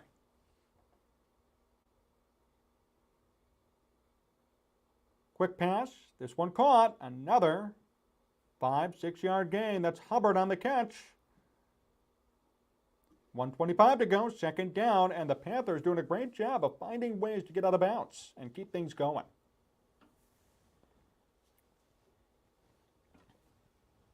Second and 6. Here we go. If the Bucs win, they clinch the NFC South. Darnold trying to keep his team alive. Darnold out of the shotgun. Back to pass. Darnold. Incomplete.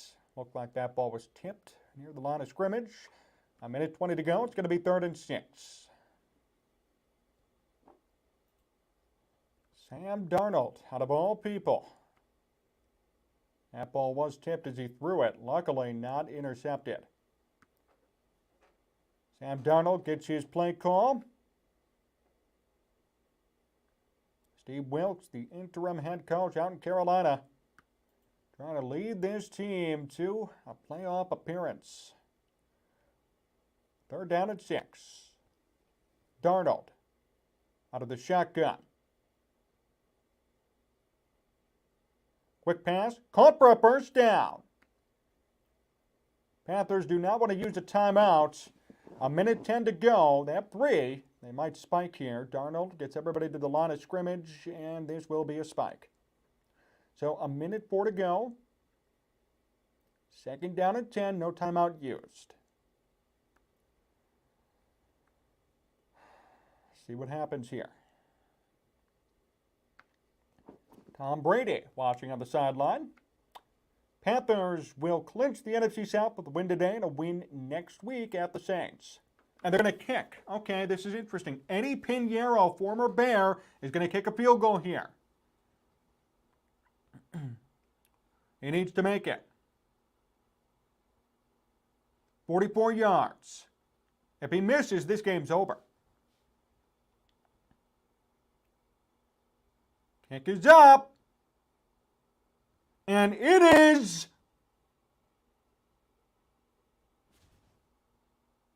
what's the call? Delay of game. Delay of game before the kick got off.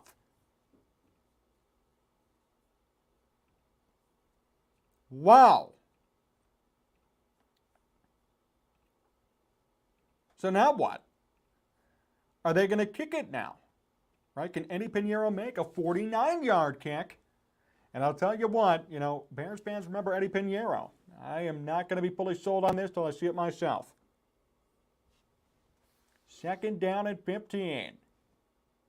Pinheiro to keep the season alive for Carolina from 49 yards out. The kick is up, and it is good. Pinheiro keeps it alive. Barely got it, but he did. And it's not over yet for Carolina. Oh, man, just barely. Razor thin margin. And he got it in.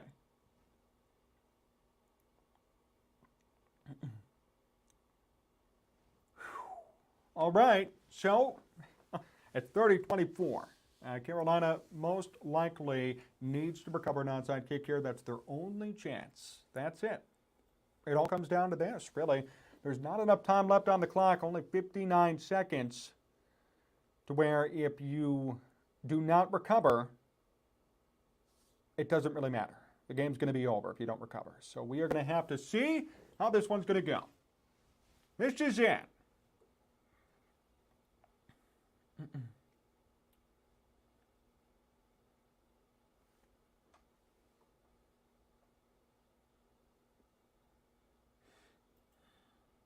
Onside kick. Here it comes. A hopper, and it is recovered by Tampa Bay. Tampa Bay recovers. And Carolina just comes a little bit short. Now, Carolina does have all three of their timeouts left, so I guess there's a small chance, and we'll stay and stick through it to the end, but not looking too good. Recovered by the Buccaneers. So this is it. And in my opinion, the Bucs have to call real plays here. You can't knee it out because you got 3 timeouts. The Panthers have all 3 of their timeouts here. So they need a first down with 58 seconds to go. I would be very surprised if they just knee. First and 10. Brady hands it off. And a gain of maybe 6. That was White on the carry. Second down. Panthers will call a timeout here. So again, not over yet, but not looking good for Carolina. And we'll see what happens after the timeout. Showing highlights of Mike Evans, 10 catches today, 200 yards, 3 touchdowns. He is a big reason why Tampa's winning in this game. And Mike Evans now officially passing 1,000 yards again on this season. 8 straight years of 1,000-plus receiving yards for him. Already in the Hall of Fame conversation. Second and 6. Brady, handoff. White, didn't get it.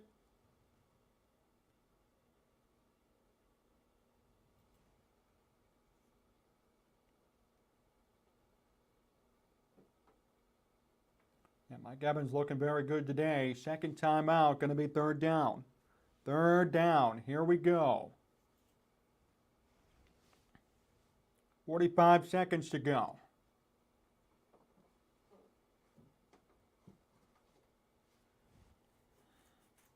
Detroit, by the way, now has the final playoff spot, people.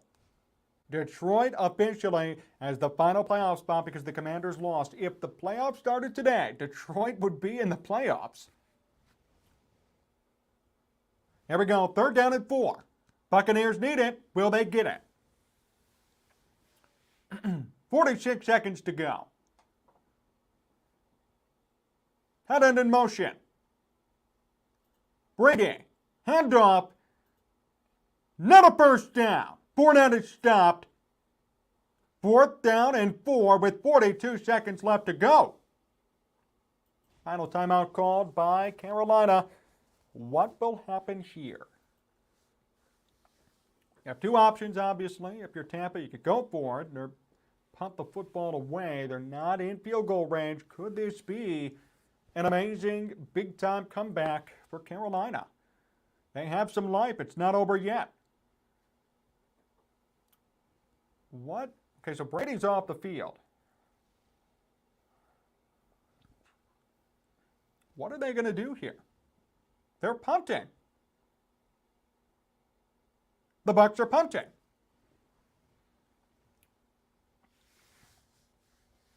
With 42 seconds left. Panthers have no timeouts.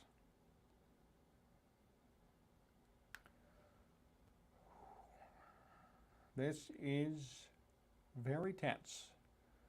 4 seconds on the play clock. What will Tampa do? Are they going to run this one out? Yeah, looks like they will. They're going to take the penalty. So Tampa will take the 5-yard penalty, probably to set them up for better field position on punting. I think. Going to be repeat of a fourth down. Panthers have no timeouts. We got some of you still here with us. Be Wicked and Aaron are still here. And 20 of you with them as well. Hang in with us.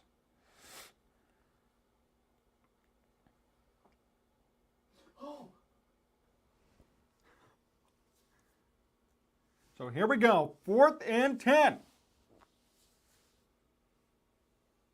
42 seconds to go. Low snap. They're going to fake it and go for it. And the ball is down at the 2-yard line. Now a flag on the play. What the hell happened?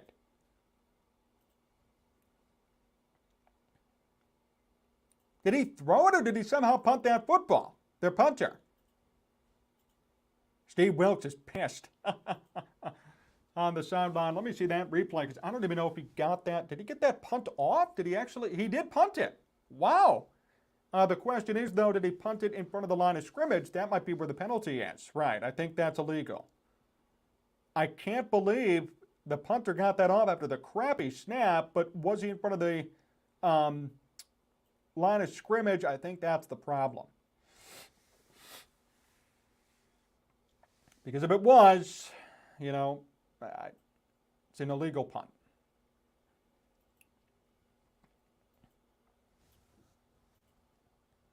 And they're going to have to repeat the punt, I guess. So now 31 seconds left. No penalty. It's still 4th and 15. Okay, so a new punt to come from Tampa. 31 seconds, 4th and 15. They're going to be punting from the 49-yard line of Carolina. Okay, here we go. There's some nerves. You can see it.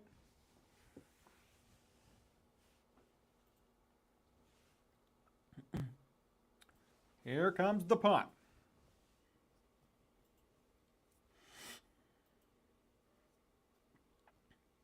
And a fair catch for Carolina inside the 10 with 26 seconds to go. Aaron, 26 seconds in a dream. I'm just going to warn everybody now. Not many of you are watching, but for those who are, if this ends in a Carolina win, if there's a Hail Mary, you're going to see me go crazy. I'm just warning you.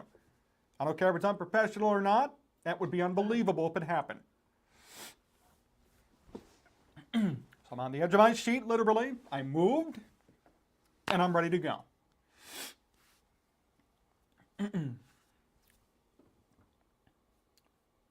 26 seconds to go. First and 10 from the 9. Darnold out of the shotgun. Quick pass across the middle. This one is incomplete, nearly intercepted. Now flag on the play. What's this flag all about?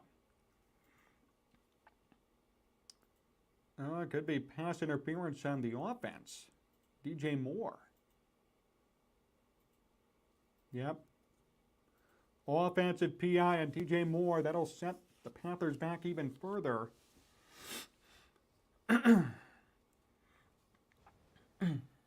First down at 14. Okay, here we go.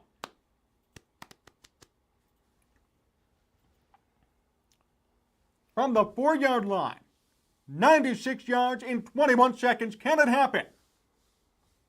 Darnold out of the shotgun.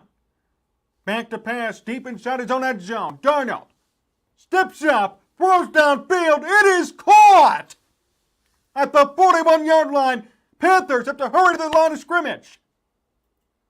7 seconds, 6 seconds, 5, 4, 3, and they get off the spike. This is it, friends. This is it. 4 seconds left. And the Panthers need a miracle. Hail Mary time. Here we go.